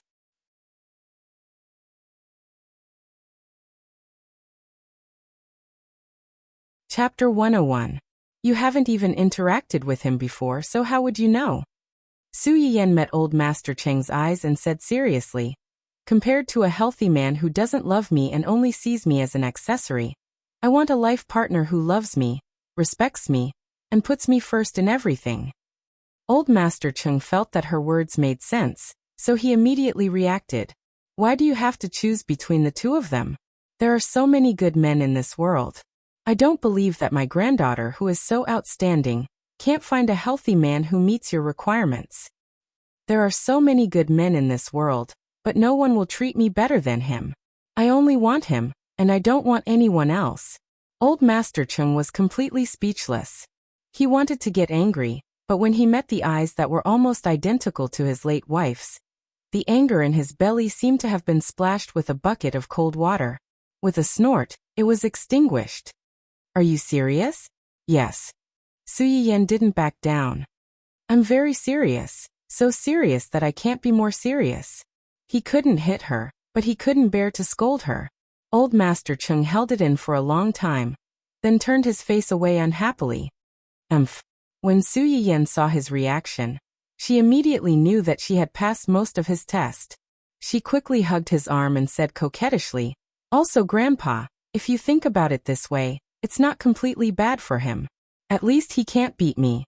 If he really makes me angry, I can beat him down by myself. There's no need for you to stand up for me, is there? Humph, if he can't beat you, he naturally can't beat others. If he can't protect you, what's there to be proud of? He can't protect me, but I can protect him. If he can't beat me, then it's fine as long as I can, right? With my current skills, there shouldn't be many people who can beat me, right? Old Master Chung was speechless. What she said made sense, and he couldn't refute it. Old Master Chung, who was completely choked, snorted coldly. He stood up with the help of his walking stick, and shouted at Su Yuxuan to take him to his room, completely ignoring Su Yiyan. As soon as the old man left, the tense atmosphere in the hall finally eased. Qin Shueru, who was Su Yiyan's aunt, heaved a sigh of relief. Only then was she able to speak to Su Yiyan for the first time. I'm afraid that you're the only one in our family who dares to speak to the old master like that. Su Yiyan couldn't help but laugh when she heard that. Grandpa only looks strict, but his heart is still very soft. Qin Shueru smiled and declined to comment. The old man was famous for his strictness, whether it was in their generation or the generation below. It was only in front of Su Yiyan that he would temporarily put away his coldness and reveal the last bit of softness in his heart. Even Cheng Xiuqin, who was the most favored in the past, had to take a back seat in front of his granddaughter. This was due to the fact that Su Yiyan's temperament was very similar to the old man's when he was young. It was also due to the fact that Su Yiyan's face was very similar to her grandmother, who passed away early. Qin Shueru wasn't dissatisfied with this. She and her husband had been childless for so many years, and she had long regarded the two children of the Su family, especially the youngest, Su Yiyan, as her own children. If their children could gain the favor of their elders, they would naturally be happy as well. When she thought of this, a trace of sadness flashed across Qin Shueru's eyes.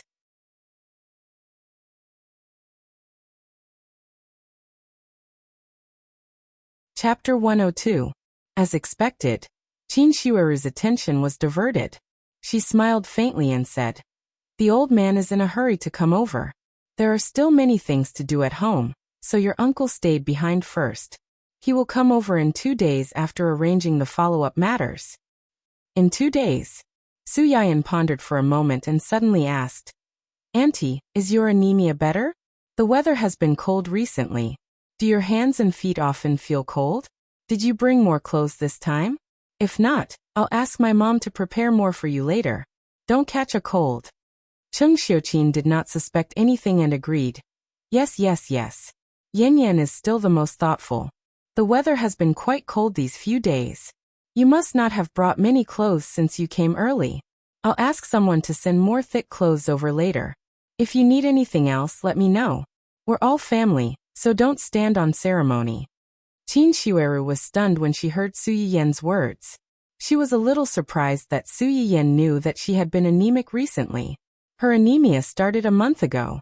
At first, she only felt dizzy and could not lift her spirits to do anything. Later, not only did it turn into dizziness, but it was also accompanied by abdominal pain for no reason. She could not find anything even when she checked with the detector. Originally, she was depressed because she wanted to have a child. Her body was always so unwell, and her appetite was not very good. In less than half a month, her weight dropped by almost 5 kilograms. Her husband was scared out of his wits, so he thought of sending his wife out for a walk to adjust her mood.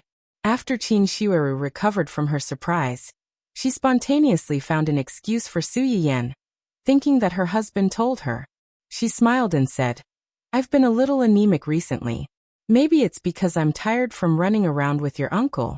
It's hard for you to think about it. I'm fine, don't worry." Qin Shueru's words indirectly confirmed Su Yiyan's guess.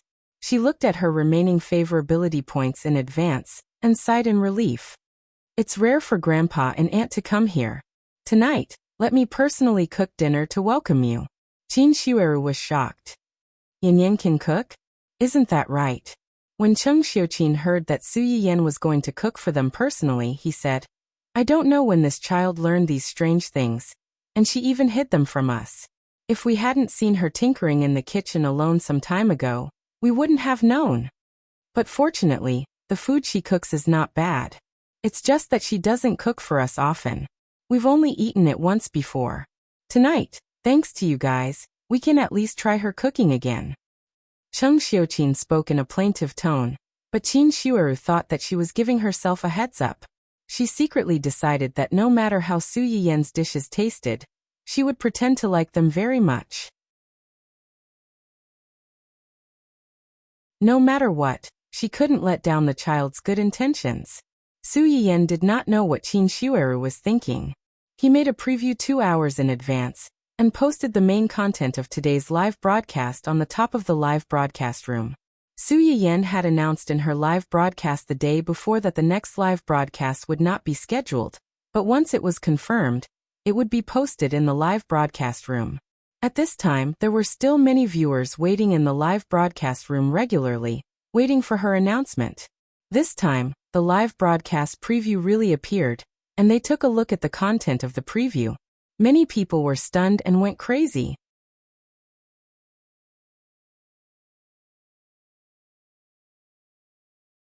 Chapter 103.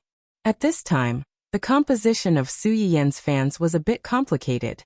There were gourmet fans, health fans, some patient fans who were recommended by their friends, and some anti-fans who saw her quickly become popular. There were also many local tycoons in the live broadcast room who were anti-fans. As soon as Su Yiyan's preview came out, the health fans and patient fans excitedly rushed to spread the news.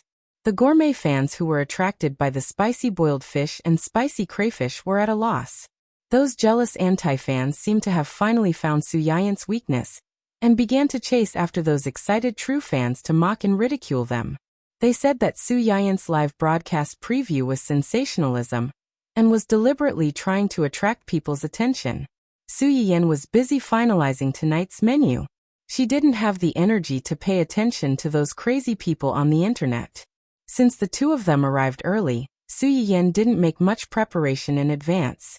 She could only try to find medicinal cuisine recipes suitable for their physiques from some of the Chinese herbs she already had. Fortunately, when Cheng Xiuqin talked to her about Qin Shueru, Su Yiyan had already consciously prepared the Chinese herbs suitable for her. Now she just collected the first batch that matured, which was enough to come in handy. When Su Yiyan prepared the herbs and ingredients and opened the live broadcast room, she found that the audience in the live broadcast room had risen by another wave, and it was still increasing. In just a moment, it had reached 500,000. This figure had already surpassed the scope of a newcomer streamer on Munchkin.net. It could be considered a slightly famous and capable streamer. Su Yiyan blinked and said in a daze and surprise, "What happened? Did someone enter the wrong live broadcast room?" Hearing Su Yiyan's words, many of the audience in the live broadcast room turned on ha-ha-ha mode. Su Yiyan searched for a long time before she finally found a useful reply from the screen full of ha-ha-ha. It turned out that the spicy boiled fish and spicy crayfish that she made before were pushed to the public platform by Xiaoyuning Shi and others not long after she went offline. Although the recording screen was not as convenient as the live broadcast, where one could turn on the taste and smell simulator to taste it on the spot, the bright red dishes looked particularly appetizing. Coupled with the flattery from the live audience who had participated in the live broadcast, many people who had not watched the live broadcast could not help but drool at the recording screen. As soon as they heard that Su Yiyan had started a live broadcast, they immediately rushed over in groups. They were afraid that they would miss out on the delicacies that had been praised to the heavens. After figuring out the ins and outs of the matter, Su Yiyan breathed a sigh of relief.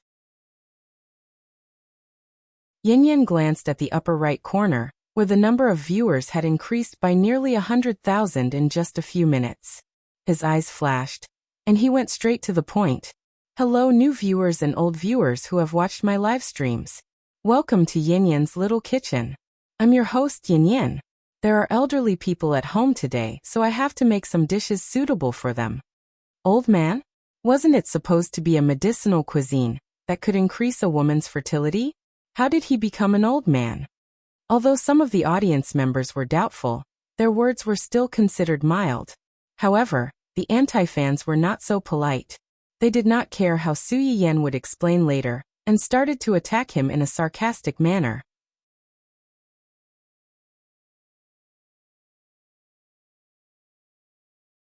Chapter 104. The anti-fans' words not only ridiculed Su Yiyan, but also stabbed the hearts of the female audience who loved children, but could not conceive due to various physical reasons. They were holding on to a slim chance of survival, and had entered the show with a knife in their hearts. Su Yiyan's face sank. She had been broadcasting for a few days, and occasionally saw one or two comments questioning her. However, it was the first time she had seen such harsh words. Su Yiyan was really angry this time. She said coldly, "Admin ban." In fact, she didn't need to say anything. Huachenhuan had already started to investigate the IP ban. However, after she said that, there were immediately many comments scolding her for her bad temper and acting like a big shot. Looking at the rows of comments with the same tone, it was obvious that there was a mastermind behind the scenes. Unfortunately, these people didn't even have the chance to start the momentum before they were all banned by the admin. Su Yiyan looked at the screen that suddenly became much quieter, and her face became slightly better. I know that most of the viewers who came to watch my broadcast are either here to watch the show or to try their luck with a doubtful heart. In this regard, I can only say that you can watch the show or not believe me. However, this is my broadcast, and I welcome people who like me. As for those who don't like me and can't stand me, please consciously leave. Of course, I don't care if you want to stay and torture yourself.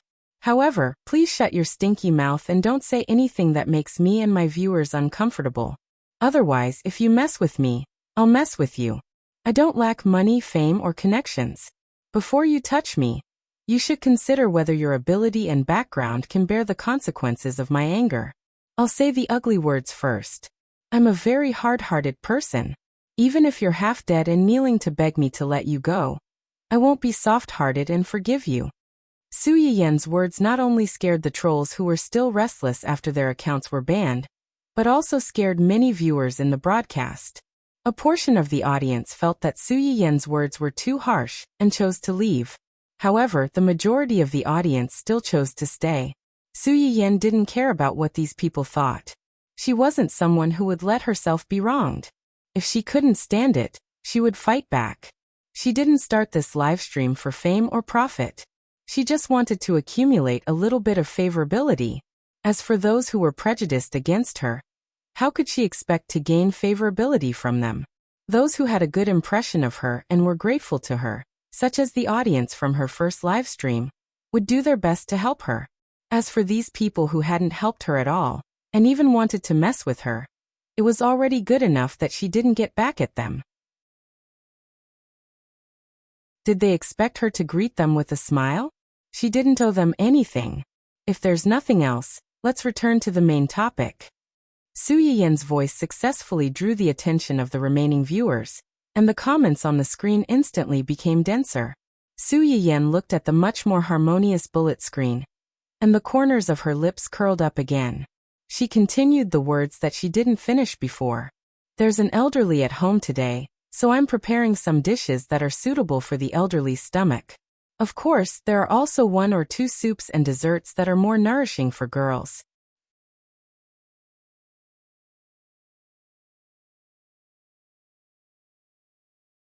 Chapter 105.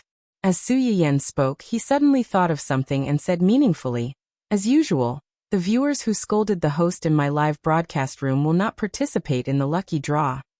At that time, the audience did not know that the rule set by Huachenhuan would make those who had scolded Su Yiyan break down. As long as one was human, they would not be able to escape from birth, old age, illness, and death. No one could guarantee whether their illness would come first or tomorrow.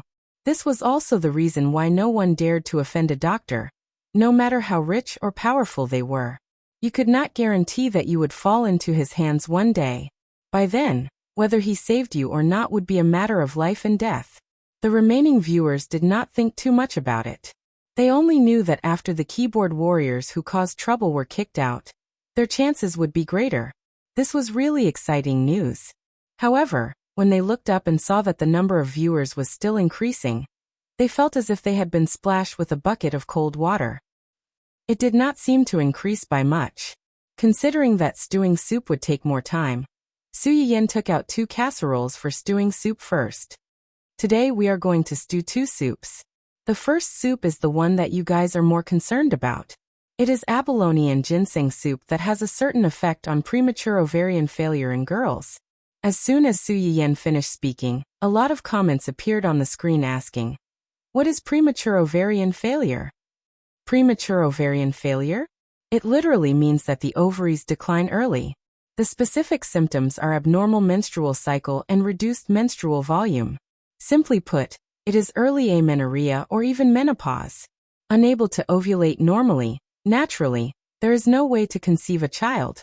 As Su Yiyan spoke, he fished out a few fat and big abalones and cleaned them neatly. As soon as these abalones appeared, the audience in the live broadcast room felt the power of money. F***CK, I've seen this before. I saw it from afar when I accompanied the boss on a business trip. It is said that it is the signature dish of a high-class restaurant. There are only 5 servings a day, and the ingredients alone are worth at least 6 digits. Moreover, there was only 1 small abalone in the plate at that time. It was definitely not as big as this one. Actually, I wanted to say this before. Most of the ingredients used in the live broadcast room look better than those sold in the market. Everyone should know how expensive natural ingredients are on the market. To be able to buy such high-quality ingredients, the price. I noticed it during the last live stream. Let's not talk about other natural ingredients.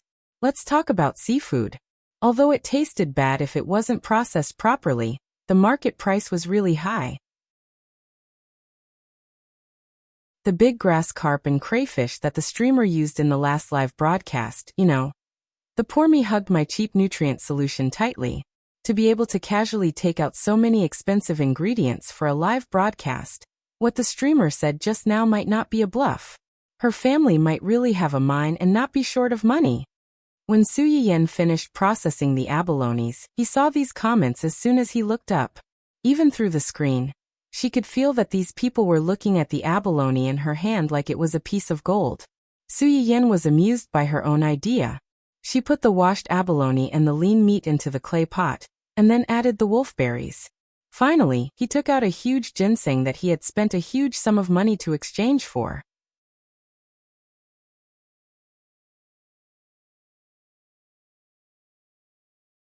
Chapter 106. What's this? It looks white and plump, like a radish, but it has whiskers. Radishes don't seem to have whiskers. You're wrong. Radishes actually have whiskers, but they're removed after being pulled out. Don't ask me how I know. I helped a friend pull out radishes a few years ago. You're making up stories? So this is a radish? Radish stewed with abalone? I feel like something's wrong.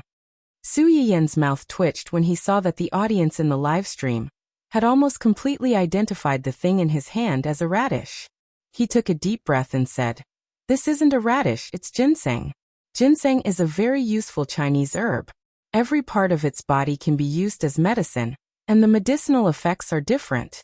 Today, we need to use this part of its meat. Su Yiyan pointed at the round white meat that was mistaken for a radish. Because ginseng has a strong medicinal effect, it has a bitter taste. Usually, only a little bit will do. Su Yiyan put the huge ginseng aside as he spoke. He took out the slices of ginseng that he had cut earlier, and put them into the pot. Alright, let's just let it stew for now. Next, we'll make the second soup, lotus seed and date stewed duck soup. Those who watched my live stream before should know what I'm talking about. Those who don't know, go back and watch the recorded broadcast. Now let's talk about the lotus seeds.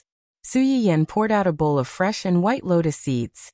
He broke them open and took out the lotus core as he said, "These are lotus seeds. They were peeled from the lotus seed pod, and they smell very fragrant. Lotus seeds are good for qi and have the effect of stabilizing the spirit and calming the mind. Eating them will not only nourish the spleen and stomach, but also reduce internal heat and help sleep. Old people don't get enough sleep, so eating them is very useful for sleep. But you have to take note that there's a heart in the middle of the lotus seed, which is this small green strip. This heart is bitter. Friends who seek a good texture can peel it off. Don't throw it away after you peel it off. Dry it and use it to make tea to reduce internal heat.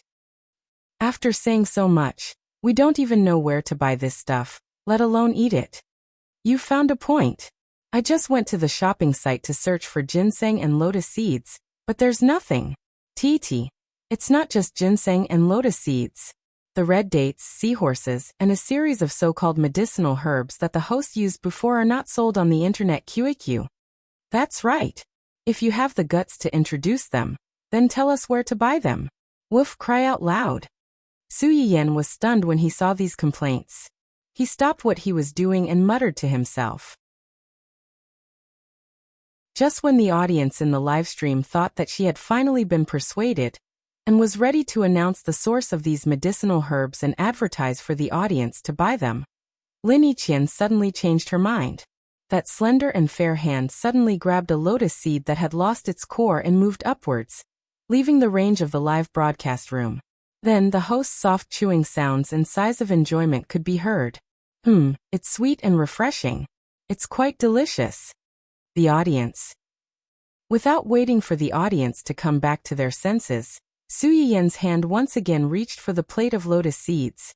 After eating a few of them, his evil claws reached for the bowl of jujubes next to him. Only then did the audience realize that this unscrupulous streamer was actually eating the ingredients in front of them.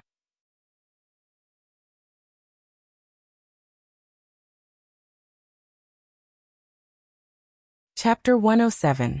However, after Su Yiyan's ruckus, the viewers in the livestream finally realized that the tender lotus seeds and red dates could be eaten raw. The crowd no longer cared about the issue of the purchase of the ingredients. They scrambled to try the two ingredients. Oh, these red dates taste sweet. It's great as a snack. I can't stop eating them one by one. I prefer this white lotus seed. It's especially refreshing. It's not greasy at all. Some people were even curious and secretly tasted the leftover ginseng slices. This ginseng is really bitter. I almost spat it out when I first ate it. However, after a while, I realized that the bitterness gradually disappeared and became a little sweet. It's a very special taste. Suddenly, the viewers changed the topic and began to discuss the taste of the ingredients and their own tastes. They had temporarily forgotten their previous doubts. Su Yiyan saw that their attention had been diverted, so she did not do something as infuriating as eating the ingredients. She put all the ingredients into the pot, added some water, and started to cook. At the beginning of the live stream, Su Yiyan said that there were elderly people in the house, so they should be prioritized when cooking. Su Yiyan studied for a long time and finally decided on 4 dishes and a porridge. They were garlic roasted eel, tomato fried cauliflower, celery braised tofu, orange peel beef, and millet pumpkin porridge. Although she did not use the Chinese herbs she had on hand, garlic, eel, tomatoes, celery, tofu, and beef were more suitable for the elderly's stomach and could be eaten more. The viewers in the livestream were very happy to see Su Yiyan cook so many dishes at once. Most importantly, they could find the ingredients for these dishes. Even if they could not get their hands on them in the lottery, they could buy them and try them out at home. The only thing that was a little lost was the orange peel beef. There were oranges in this era, but most people's impression of oranges was very simple. They felt that it was a fruit. The flesh of the fruit could be eaten, but the outer skin was naturally useless and needed to be thrown away. Orange peel is the finished product of the outer skin of the orange after being dried. It's sweet and sour with a bit of bitterness. It's a good choice to make tea or stew. It's appetizing and can help with digestion. As soon as Su Yiyan said that, the audience immediately went wild with joy. So, orange peels can be eaten? I feel like I've missed out on 100 million. Yes. Previously, when I ate the oranges, I ate the meat and threw away the skin. Now that I think about it, my heart hurts. I don't care anymore. I'm going to buy a caddy of oranges now. I'll peel them and dry them. How can 1 caddy be enough? I'll go buy 3 caddies. I've already placed an order for 5 kilograms. It'll be here soon. Great. I'm in awe of the nouveau riche above. Buying 5 kilograms of tangerines is like buying 10 bottles of nutrient solution. I'm so envious and jealous. At this time, Su Yiyan still did not know that because of his words, He had indirectly increased the sales of oranges in the market. Not long after that, there was a strange phenomenon of a shortage of oranges in the market. Compared to the time-consuming process of stewing soup, stir-frying vegetables was much faster. By the time Su Yiyan finished cooking the other 4 dishes and the porridge, the first 2 types of soup were almost ready.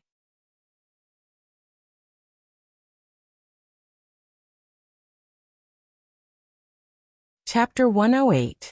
The audience, who had been mesmerized by the table full of hot dishes, and had turned on the taste simulator to try the finished product without Su Yiyan's instructions, were quickly attracted by the transparent fungus in Su Yiyan's hand. Host, what's this? Why is it transparent? Can it be eaten? How can the host's food be inedible? This thing looks quite springy. It should taste good. Su Yiyan was amused by the group of foodies' tireless thirst for knowledge. This is tremella, a type of fungus. It's rich in protein, various amino acids, and minerals. Eating more of it can not only beautify and nourish one's skin, strengthen one's immune system, and prolong one's life. Beautifying and nourishing one's skin, and prolong one's life were enough to capture the hearts of many girls and elders at home. Once people got older, they would find that no amount of money could fight against the invasion of time. At this time, health became a knot in many people's hearts. It made people subconsciously start to take care of their health, striving to live longer and suffer less from the pain of illness. Su Yiyan first soaked the tremella to remove the stalk, then boiled it for a while with milk. After it was cooked, he put it aside to cool it down. After that, he took out kiwis, cherry tomatoes, and other fruits and cut them into small pieces for later use. Seeing these fruits, the audience in the live broadcast room became jealous again, shedding tears of poverty. By the time the 2 pots of soup were ready, the milk was almost cold. When the fruit pieces were put in, the red and green colors were very beautiful, immediately hitting the hearts of many girls. This dessert looks really beautiful. I can't bear to eat it. I can't bear to eat it either. When I think of how many kinds of fruits are put in it, I feel like I'm eating R&B. My heart hurts. Since you all don't want to eat it, I'll be polite. Oh, it's soft and fragrant, and there are sweet fruits. To have such a small sweet soup after a meal, I'll be as happy as a fairy. In the face of delicious food, many people would say they didn't want it, but their bodies were honest. Especially since they were just testing the taste simulator. Even if they ate it, it wouldn't affect the food in the real world. They would be fools if they didn't take advantage of such a great opportunity. It was almost 6 o'clock when the tremella sweet soup was finished. In order to save time, Su Yiyan only prepared 1 round of lucky draws. 8 people would be chosen at once, and each person would be given a dish. Su Yiyan emphasized to the lucky audience who drew the abalone ginseng soup. This soup is more effective for patients with premature ovarian failure with both yin and yang.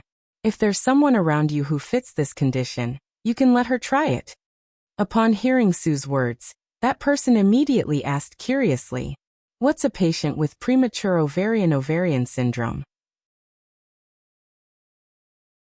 It's just that I'm lacking in both qi and blood. It might be a little hard to understand if I put it this way. In short, it's people.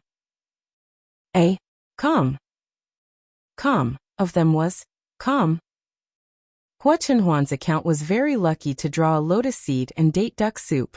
Su Yiyan knew that the soup was good for him, but when he thought of how this person deliberately pretended to be a cute girl in front of him, he couldn't help but want to tease him.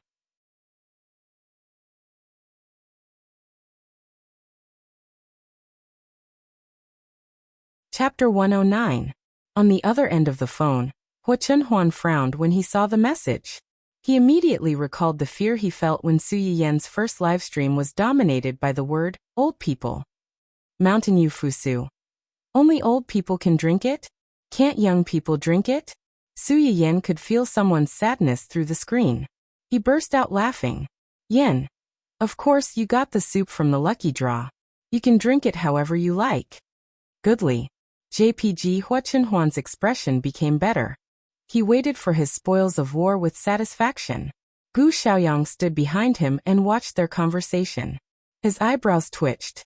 He coughed softly and asked tentatively, "Young master, are you always so cold when you talk to Miss Su?" Cold? Hua Chunhuan's eyes were slightly cold.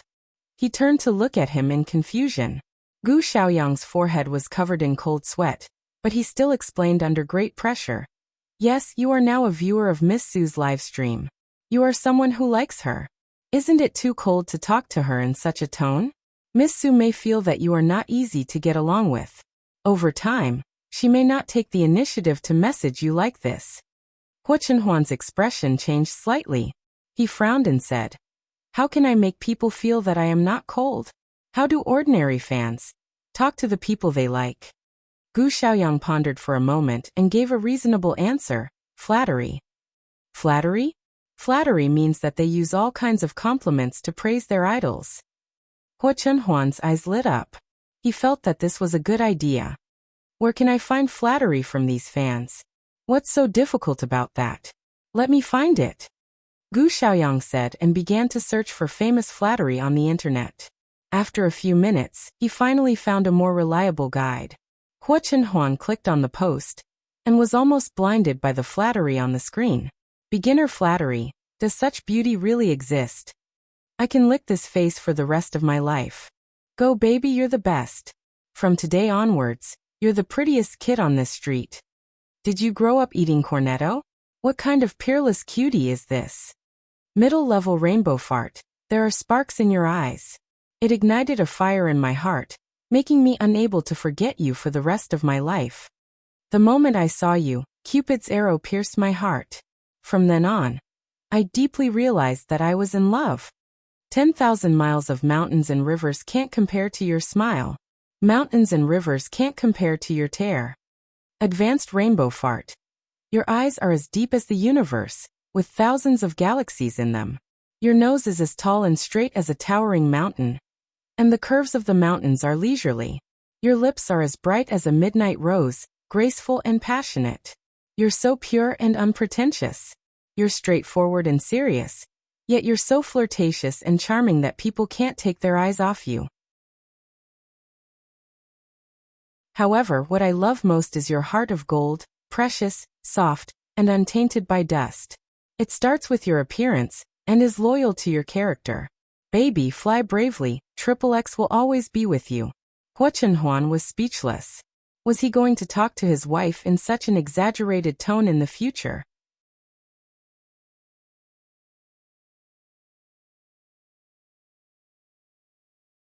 Chapter 110.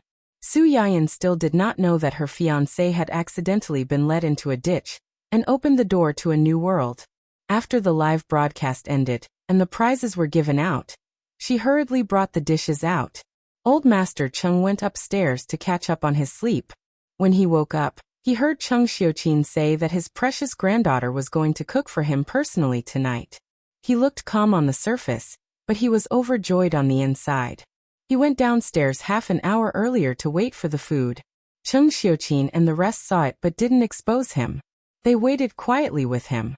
Not long after, the aroma of cooking dishes wafted from the kitchen. Mr. Su and the rest, who had tasted Su Yiyan's cooking earlier, had their eyes lit up. Their hands didn't stop moving, but their eyes and hearts had long been hooked by the tempting aroma. Qin Xueru, who hadn't tasted Su Yiyan's cooking, wasn't as calm as them. She had thought that Su Yiyan was just being polite when she said that she wanted to cook personally. But now that she smelled the aroma, she couldn't sit still. The one cooking in the kitchen now is Yan Yan? Cheng Xiuqin was all smiles, and even his tone had a hint of smugness. Who else can it be if not her? When did Yan Yan learn to cook like this? When Jun Hao and I came here previously, we also ate your Aunt Li's cooking. It didn't seem to be as fragrant as her cooking. I'm not sure either. She said that she read books with Aunt Li and thought about it in her free time. She's grown up and has her own opinions. She doesn't like to tell us anything now. If it wasn't for the fact that she said that she wanted to help that person nourish his body, we wouldn't have known that she had studied this in private. Cheng Xiuqin's words had a subtle hint of jealousy. Qin Xueru blinked and probed. That person? Are you referring to Yin Yan's fiancé? Is he not in good health? Other than his legs, he should be fine. It's just that he's busy with work and doesn't have a good appetite after staying up too much. This girl is so nervous that she stews soup and makes tonics. From the looks of it, their relationship is pretty good. At least Yin Yan really likes him. What about him? Are you good to Yin Yan? It looks good now, but I'm afraid that in the future. Let's talk about the future in the future. Since both of you are in love with each other, let's see how things go first. If he dares to mistreat Yin Yan after we get married, we won't agree to it either, right? You and brother-in-law are still young. No matter what, you can still protect Yin Yan for a few more decades. If not, there's still Junhao and I, and Yuxuan. We won't let Yin Yan suffer. Cheng Xiuqin nodded. Only then did she feel a little relieved. While the two of them were talking, the aroma coming out of the kitchen became stronger. At first, Su Yuxuan and the others could still pretend that nothing was wrong and sit in the living room to watch TV, read newspapers, and read books. Later, they really couldn't take it anymore, and began to walk in circles impatiently. Old Master Cheng was a little annoyed by Su Yuxuan's circling. He knocked his walking stick on the ground and scolded with a dark face. How old are you? You're still so impatient. No wonder you still can't find a wife. Su can't find a wife, Yuxuan. He was a single dog. Who had he offended? Qin Shueru laughed and tried to smooth things over. Yuxuan is hungry, right? Young people get hungry quickly. Old Master Cheng snorted. What's wrong with young people being hungry? In the end, he's still not mature enough. As soon as he finished speaking, his stomach growled loudly. It was so loud that it was difficult to ignore it. Everyone.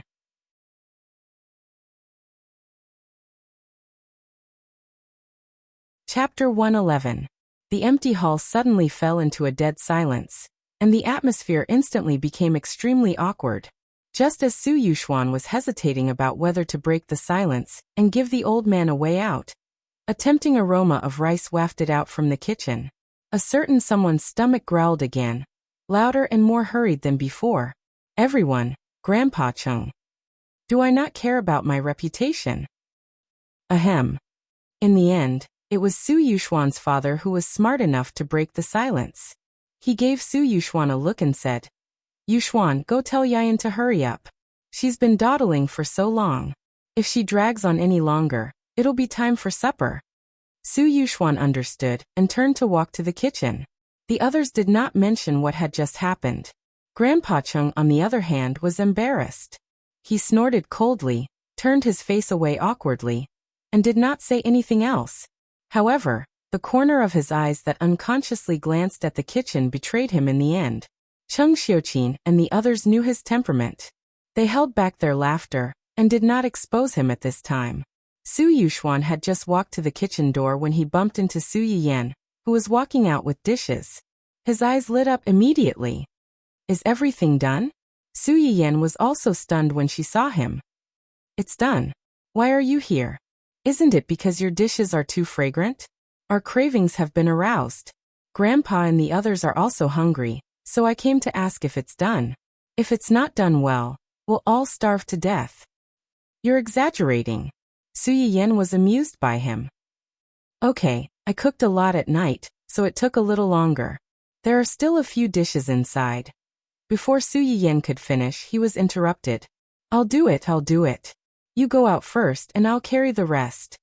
Su Yiyan saw that her brother was overly enthusiastic, so she did not refuse. She took the 2 dishes in her hands and stepped out first. It's time to eat.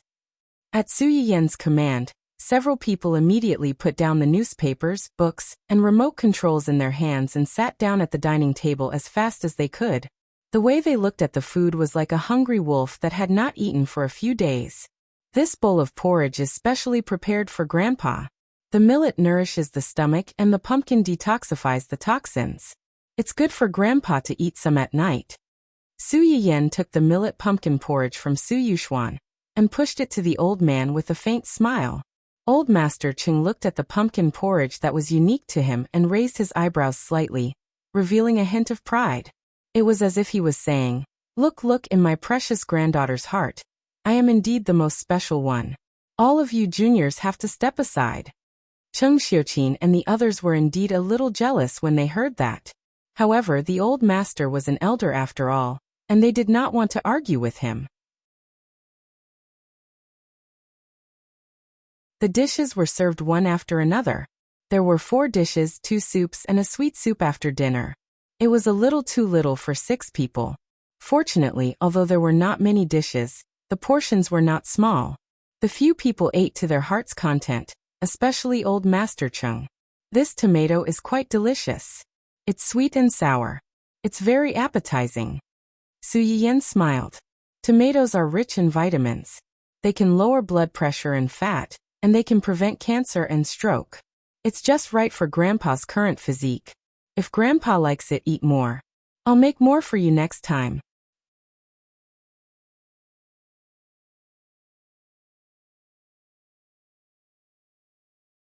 Chapter 112. When Chung Xiuqin heard what the two of them said, he agreed. The tomatoes are indeed good, but I prefer this celery tofu. The celery is crispy and fragrant, and the tofu is soft and tender. The texture is very good. Su Yiyan knew what her mother wanted to hear. Her eyes curved slightly, and she readily said, "Tofu can ventilate. Mom, your digestion hasn't been good recently, so it's just right for you to eat this." Chung Xiuqin's eyes lit up, and he nodded in satisfaction. "Then I'll have to eat more." Mr. Su didn't want to be left behind. He added, "I like to eat beef. Usually, Auntie Lee's beef is a little dry. This time, the beef is quite tender, and it has a strange sweetness. It's not greasy at all. That's because she added orange peel. The sweet and sour taste of orange peel can relieve grease. I know that you don't like to eat beef that's too dry, so this beef isn't fried for too long. Most of it is cooked until 60 to 70% done." When Mr. Su heard what his daughter said, a little red heart floated in his heart. Why else would people say that his daughter was a caring little jacket? She even knew that he didn't like to eat beef that was too dry.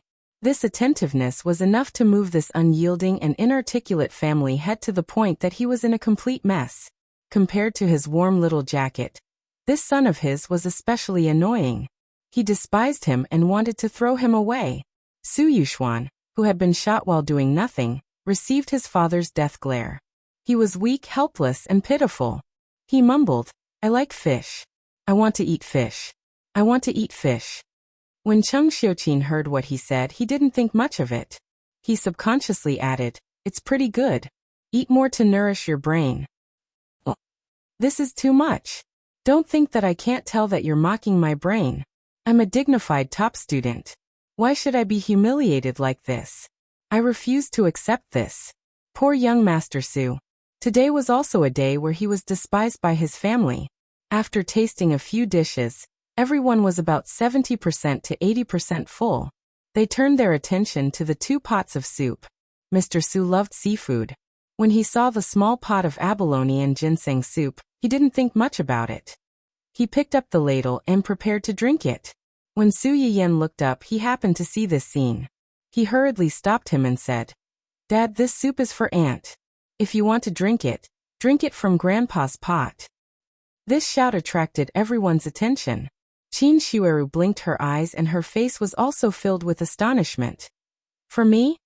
Chung Xiuqin also asked, "This soup, can't we drink it?" "It's fine if you really want to drink it, but don't blame me if you can't help but give birth to a younger brother or sister." "What? This is..." The few people present were frightened by Su Yiyan's words. They thought that the soup had some unspeakable effect. Their gazes towards Su Yiyan became thought-provoking. "What are you guys thinking? I'm just nourishing my body." Su Yiyan helplessly rolled his eyes. Strictly speaking, it did have that effect, but Aunt's body is quite weak.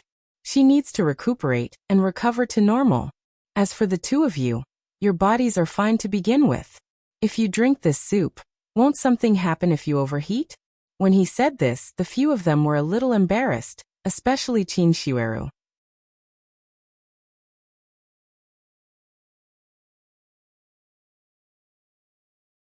Chapter 113. As if she could read Qin Shueru's mind, Su Yiyan took the initiative to get a bowl of soup for her. She teased, "Aunt, don't worry. I made this especially for you. Uncle isn't here, so I'll be careful not to let you overnourish your body." Qin Shueru's cheeks burned, but she couldn't help but have a glimmer of hope. "Yin Yan, this can really nourish." It's just nourishing your body and improving your body's condition. There's no harm in drinking it, right? Su Yiyan knew what Qin Shueru wanted to ask. Although the soup was somewhat effective, nothing was absolute. She didn't want to give her hope and disappoint her, so she could only do her best to nourish her body. Qin Shueru realized that she had lost her composure after asking, but when she heard Su Yiyan's words, she couldn't help but feel a little disappointed. That's right. How could they force an ordinary girl to do something that even the doctors couldn't solve? She was the one who was crazy. The others also knew the knot in her heart, so they didn't know what to say. Su Yiyan saw that Qin Shueru was disappointed, but she still obediently drank the soup. She heaved a sigh of relief and turned to get soup for the others. This lotus seed and date duck soup is best for reducing internal heat and helping you sleep. Drink a bowl and have a good night's sleep. Especially grandfather. You must have rushed over without much rest today. You must have a good night's sleep. It's best if you can sleep until noon tomorrow. Old Master Chung was old and didn't sleep much. Usually he couldn't sleep even if he wanted to. When he heard Su Yiyan's words, he laughed and said, "All right, grandfather will see if I can sleep until noon tomorrow after drinking this soup." After saying that, he picked up the soup and drank a few mouthfuls. The warm soup slid all the way into his stomach and spread to his limbs and bones. It was already a little cold at the end of autumn, so to be able to drink a mouthful of hot soup was definitely enjoyable. After Old Master Chung drank a bowl of soup, he felt his entire body heat up and his mood improve. However, not long after, he seemed to have thought of something. His face darkened and he snorted. "Don't think that just because you cooked such a big table of dishes to please grandfather, I won't care about you and that brat with the family hua. Then what can we do to appease your anger and accept us?" Su Yiyan used we instead of him. It was clear that he had made up his mind that it had to be him. Old Master Chung was both angry and curious about this man who could make his granddaughter so devoted to him. "Ask him out tomorrow and we'll talk about it. He said he's going to get married. I haven't even seen his face before. What's going on?" Yes. I'll contact him in a while and have him prepare for your inspection at any time." That's more like it. After dinner, Su Yiyan accompanied Qin Shueru and Chung Xiuqin to drink the white fungus sweet soup. The fruit soaked in the milk was infused with the fragrance of milk, which made it more fragrant and delicious. Coupled with the crisp white fungus, it instantly captured the hearts of the two adults. The men were a little greedy, but they didn't particularly like sweets, and they were really full now. It wasn't good to fight with the girls, so they didn't have much of an opinion. After dinner, Mr. Su and the others still had something to do. Old Master Chung and Qin Shueru were also a little tired, so they went upstairs first. Su Yiyan saw that they had left and hurried back to her room. As soon as she closed the door, a familiar notification sounded in her mind.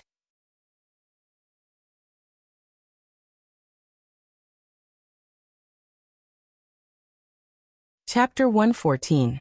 Su Yiyan suppressed the excitement in her heart and replied excitedly, "Yes. Congratulations to the host for reaching level 3. The upgrade package has been sent to the host's mailbox. Please check it. In addition, the progress bar for snatching the original female protagonist's Goldfinger has been added. Please continue to work hard and strive to obtain the fate of the world as soon as possible to change your destiny." Goldfinger progress bar? Su Yiyan was stunned for a moment. Only then did she realize that there was now a light green progress bar under the store panel that had been used to redeem seeds. And this progress bar was now at 5%. 5% means that I've already snatched more of the Goldfinger that originally belonged to Wen Jingping? Yes. However, she had not seen Wen Jingping in person since her rebirth. Is it because of my live stream? Su Yiyan's eyes flashed slightly. Sure enough, choosing to livestream on the same platform as Wen Jingping was the right choice. Live streams are part of the reason. Only part of the reason? Does that mean there are other reasons? Su Yiyan narrowed her eyes. Could it be because of Hua Xiaofeng? The fate of the male and female protagonists is mutual. If something happens to the male protagonist, the female protagonist will also be affected. The system has detected that the male protagonist's favorability towards the female protagonist has decreased due to his injury. The male protagonist's family's favorability towards the female protagonist is also decreasing. This news surprised Su Yiyan. Hua Xiaofeng had been beaten up by her. Shouldn't Wen Jingping be by his side at this time to increase the favorability of Hua Xiaofeng and his parents? Why did her favorability drop instead? However, speaking of this, although Hua Xiaofeng was badly injured that day, at least he did not hit his head. He should have been sober enough to point out that she was the main culprit. However, after so long, he and his family did not come to her door to ask for an explanation. Su Yiyan did not think that the family was so forgiving that they would not say anything even after being beaten up. The only possibility was that he had been stopped by someone. There was no doubt as to who this person was. Su Yiyan pursed her lips. She wanted to find a way to treat Hua Chenhuan's leg as soon as possible. She couldn't care less about the progress bar. She couldn't wait to open the familiar upgrade gift pack. Su Yiyan stared at the spinning circle and subconsciously held her breath. She was afraid that the thing inside would disappear in the blink of an eye. Finally, there was a burst of light, and the system prompt sounded in his ears. Congratulations, host, for obtaining the Encyclopedia of Acupuncture and Moxibustion.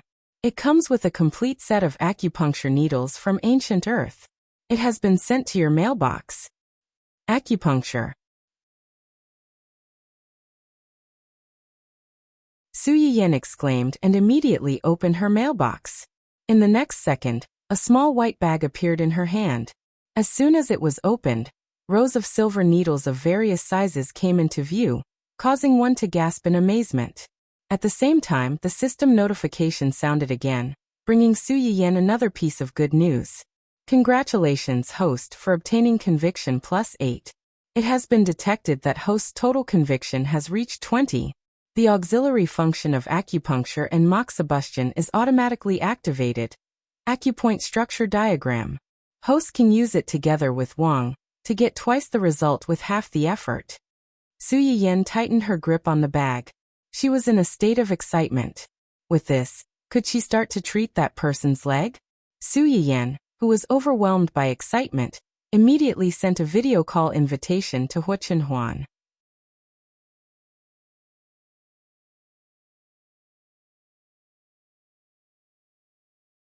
Chapter 115. Hua Chenhuan was quite happy to receive Su Yiyan's video call invitation, but when he heard her crying, his face sank. What's wrong? Who bullied you? Then he remembered that Su Yiyan had said that she wanted to go home to see her grandfather before they parted ways. Hua Chenhuan's heart couldn't help but skip a beat. He probed. Did your grandfather say something to you? Because of me? No. When Su Yiyan saw that Hua Chenhuan had misunderstood, she hurriedly shook her head. My grandfather isn't as strict as you think. He just said that he wanted to find time to meet you. I'm fine. I'm just a little agitated. Agitated? Su Yiyan opened her mouth, wanting to say something, but suddenly stopped. She took a deep breath and said cheerfully, yes. Although I was mentally prepared before this, I knew that even if they didn't agree to our relationship, they would definitely persist until the end. But when I saw that they understood me unconditionally and supported me, I realized that I didn't care as much as I thought. Especially my grandfather. When I was young, my parents didn't have time to take care of me. Grandfather practically raised me single-handedly. Now that I can get his understanding and support, I feel a lot more relaxed. I'm very happy. Su Yiyan's words weren't false, but Hua Chenhuan still felt that there was something fishy about it. However, he didn't harp on it and insist on getting to the bottom of it. Just like when he learned from Su Yiyan's father that she already knew that he had liked her for many years. Even though he was extremely curious about how Su Yiyan knew this, he still forced himself to remain silent.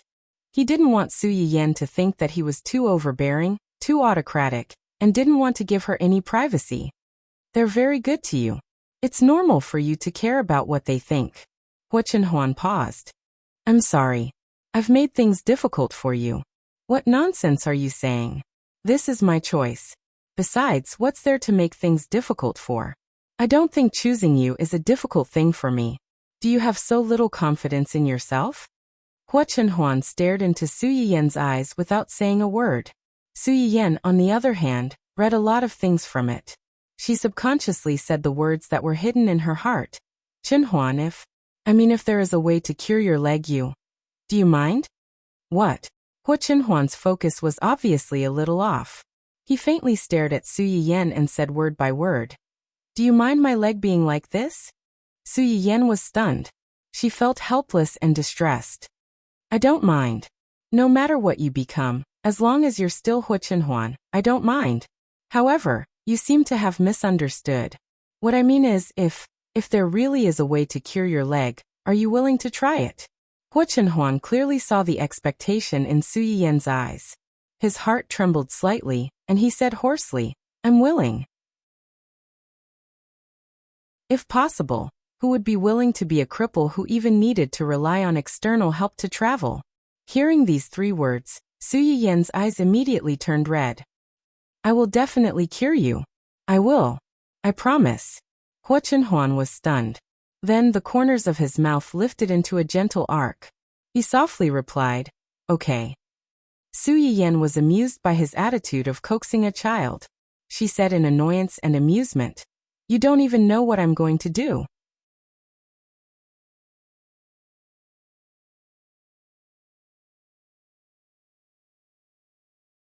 Chapter 116. Su Yiyan understood what he was implying. Instead of being comforted, she became angrier. How dare he look down on her? After she cured him, she would definitely take revenge on him for looking down on her and doubting her today. Hua Chinhuan had no idea that his stingy fiancé had already marked him down. He took the initiative to change the topic. You just said that your grandfather wants to see me? Yes, but he didn't say when he wants to see you. Do you have time recently? Hua Chinhuan was about to say that he was free anytime, but he suddenly paused and said apologetically, I have something to deal with tomorrow, but I should be free the day after tomorrow. It's okay, there's no rush for now. You do your thing first. I'll talk to grandfather. Su Yiyan seemed to have thought of something and asked tentatively, Are you afraid of injections? Injections? Hua Chinhuan was a little confused. Yes. Su Yiyan tried to gesture with her hand. It's about this long, and it's about this long. Hua Chinhuan was silent for a while after reading it. He said with some difficulty, I'm not afraid. Su Yiyan. Your expression doesn't say that. No, you're a mature man in your 20s, but you're actually like a child. Afraid of injections? Su Yiyan really misunderstood this matter. Hua Chinhuan wasn't afraid of injections, but he was afraid of the needle she was gesturing. It was such a long needle. Wouldn't it kill him? So this was really a beautiful misunderstanding. After hanging up, Su Yiyan's heart calmed down a little. Her eyes flashed as she looked at the newly released Encyclopedia of Acupuncture and the structure of human acupuncture points. Although she really wanted to start treating Hua Chinhuan right away, his leg needed to be accompanied by medicinal cuisine, medicinal baths, acupuncture, and even massage. Before that, she had to earn some favorability points to exchange for various kinds of Chinese medicine seeds, so that it would be convenient for her to use the medicinal cuisine and medicinal baths later. Secondly, it was her first time doing acupuncture. Would such a long and thin needle go astray? Would it hurt or bleed if the needle was crooked? When she thought of this, Su Yiyan did not have the courage to stick the needle into Hua Chinhuan's body.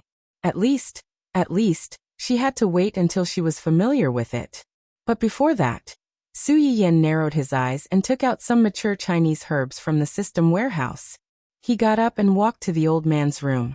Old Master Chung had just finished reading and was about to rest when someone knocked on the door. As soon as he opened the door, he saw his granddaughter. His eyes lit up and he smiled. Why are you here? Grandfather, are you going to rest? I have something to discuss with you. What is it? About the things we ate tonight. The next morning, when Su Yiyan went downstairs, the old man was already strolling in the courtyard. When she saw Su Yiyan coming down, she snorted unhappily and turned around to water the flowers. The beautiful dahlia became muddy and could drown at any time. Su Yiyan was dumbfounded. She turned to look at her mother and asked curiously, What's wrong with grandfather? Didn't they have a good discussion last night?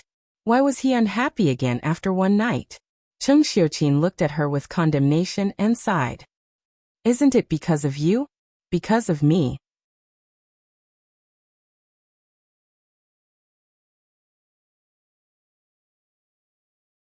Chapter 117.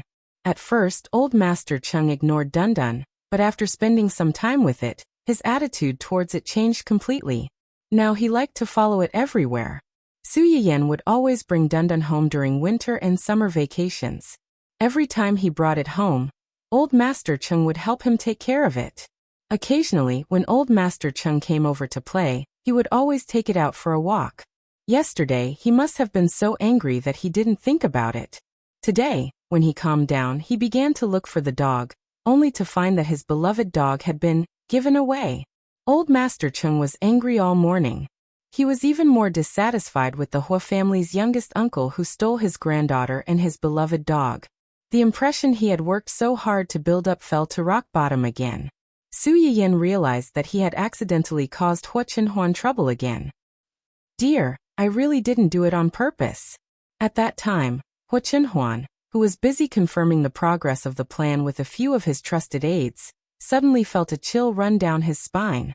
Zui Yanbai immediately noticed his strange behavior and asked with concern, Young master, the wind is strong at the beach.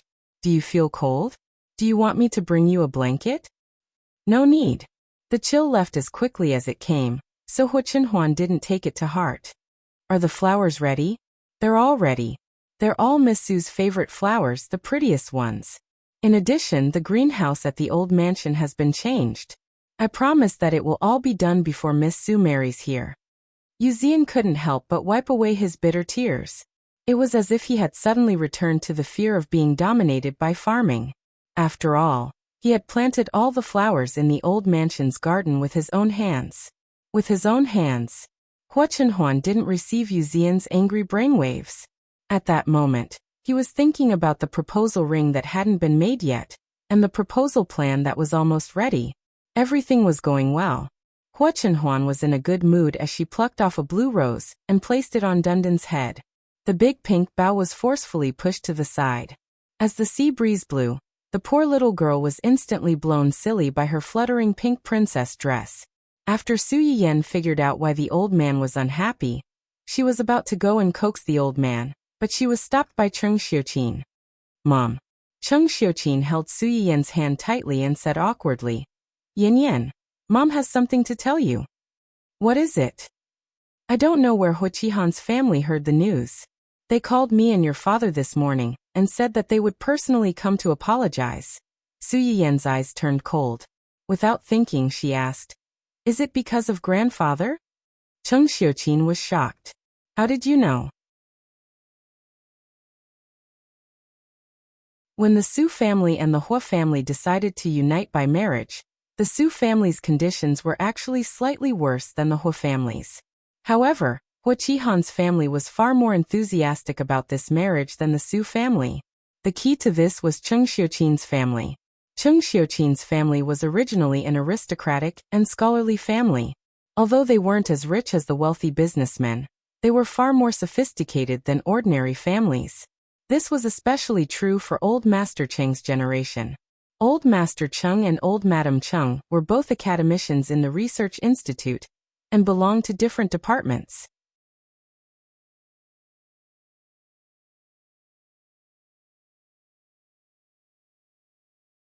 Chapter 118. Hua Qihan and his wife had made use of their relationship with Cheng Xiuqin to set up this marriage. They had taken a liking to the Cheng family's connections and Su Yiyan, who was liked by Old Master Cheng and the rest of the Cheng family. They had wanted to use Su Yiyan to get close to the Cheng family, and from there, get close to the big shots who were on good terms with the Cheng family. It was a pity that the couple's plan had failed in the end, because of Hua Xiaofeng, that idiot.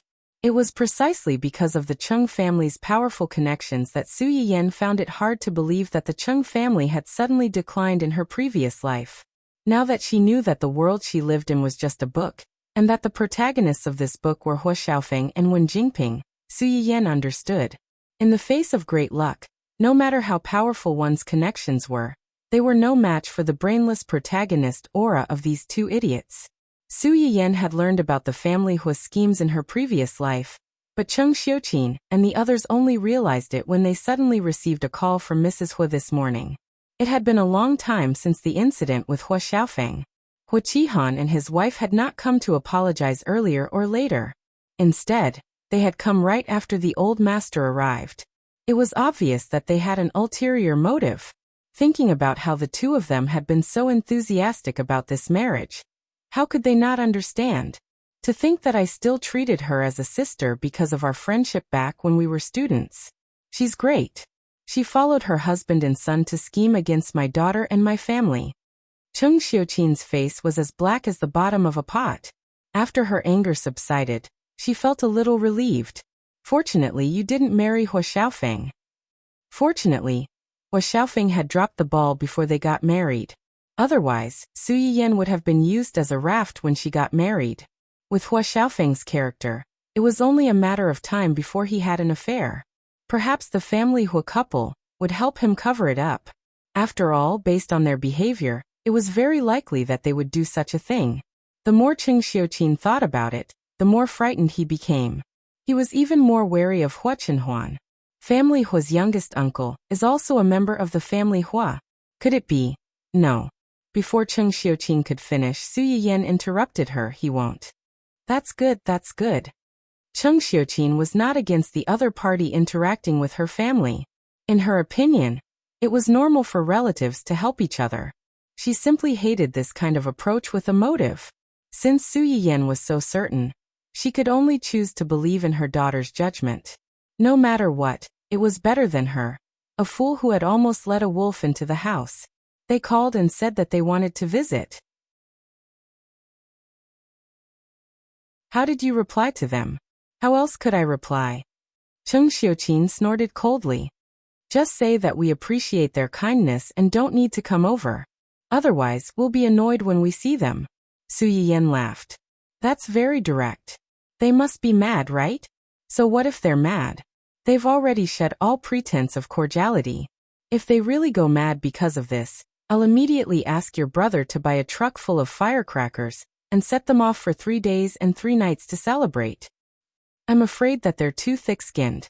After they're done being angry, they'll have the cheek to come uninvited. Cheng Xiuqin's expression changed slightly. Don't say that. It's really possible. No, I'll ask your father to borrow a few hunting dogs from his friend. If they dare to come, I'll let the dogs bite them. I guarantee that they'll regret coming.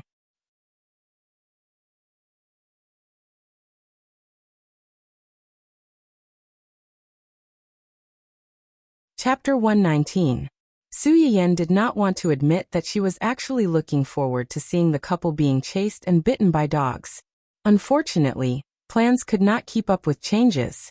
She had just finished breakfast when a phone call came in. Yiyan, are you free now? Brother Junxing? Su Yiyan was a little surprised. What's the matter? There is something. And it has something to do with Ning Chirui. Ning Chirui? Su Yiyan took a while to remember the small conflict she had with this person in East City. What's wrong with him? Did he go for a checkup? Yes, he went for a checkup yesterday. The results came out and said that there is indeed a problem with his body. And it is not a small problem. Yiyan, you are amazing.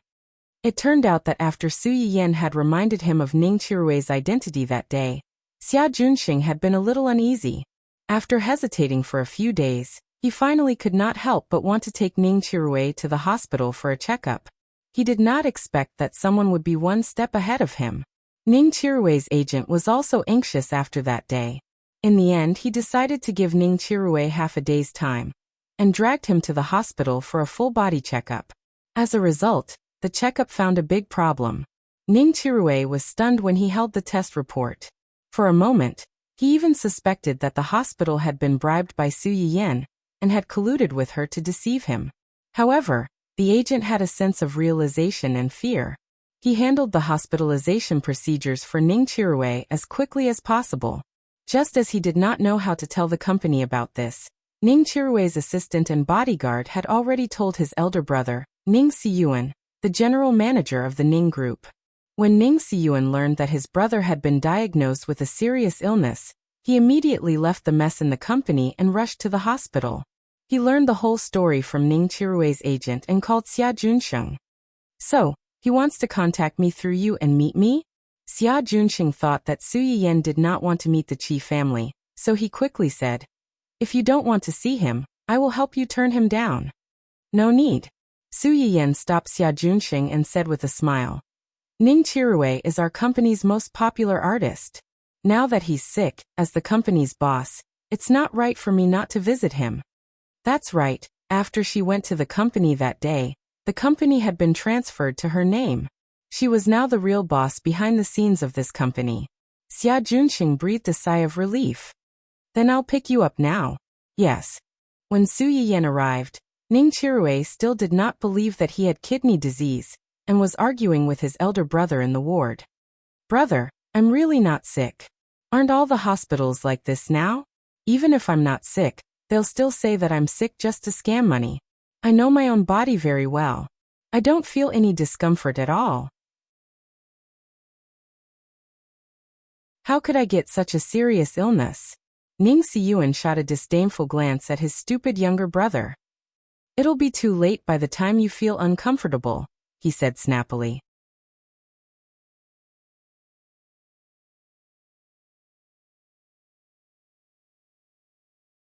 Chapter 120. Ning Siyuan was so angry that he laughed. "You're already so old, yet you're still snitching to mom and dad. No wonder people keep telling me that you're still breastfeeding." Ning Qirui's face darkened. "Who said that? I'm going to beat him up." "You're so skinny? Save it.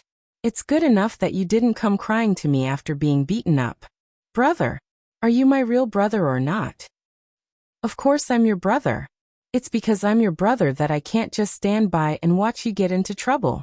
There's no room for discussion. Go home after you're cured, or I'll tell mom and dad now, and ask them to come to the hospital to accompany you. You have two choices. Choose." Ning Qirui choked. Although he said that he would tell his parents, he did not dare to tell them about it. What if this was true? He didn't dare to imagine how sad his parents who loved him would be. Ning Siyuan felt sorry for his brother when he saw him like this. He sighed and said, "Are you too scared, or do you not want to believe the Miss Su who warned you?" "Brother, you know about it?" Ning Qirui was shocked. "So it's the latter? You're hostile to Miss Su? Do you have a grudge against her?" Ning Siyuan frowned.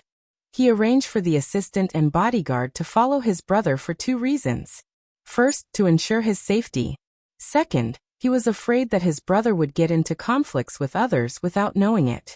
Before this, he did not hear from the assistant that his brother had any substantial grudge against Miss Su. When Ning Qirui heard this, he suddenly felt a little guilty. He turned his face away and said, "I just find it strange. She and I only met once. How did she know about me? Could it be that she colluded with the hospital early on?" As soon as Ning Qirui finished speaking, Ning Siyuan threw a stack of examination reports in front of him. I took your test samples and sent them to several authoritative hospitals for additional tests. The test results are the same." "Test samples? Brother, when did you? Do you really think that I'm sure of your illness just based on a report without checking it? If possible, I hope more than anyone else that this is not true." The last bit of hope in his heart was completely shattered. The light in Ning Qirui's eyes gradually dimmed, and his whole person suddenly became dispirited. Seeing this, Ning Siyuan sighed again. He leaned over and hugged his younger brother, comforting him. "Don't be afraid. I promise that I will get someone to treat you. There are so many doctors in this world. I don't believe that I can't find one who can cure you." Ning Siyuan paused.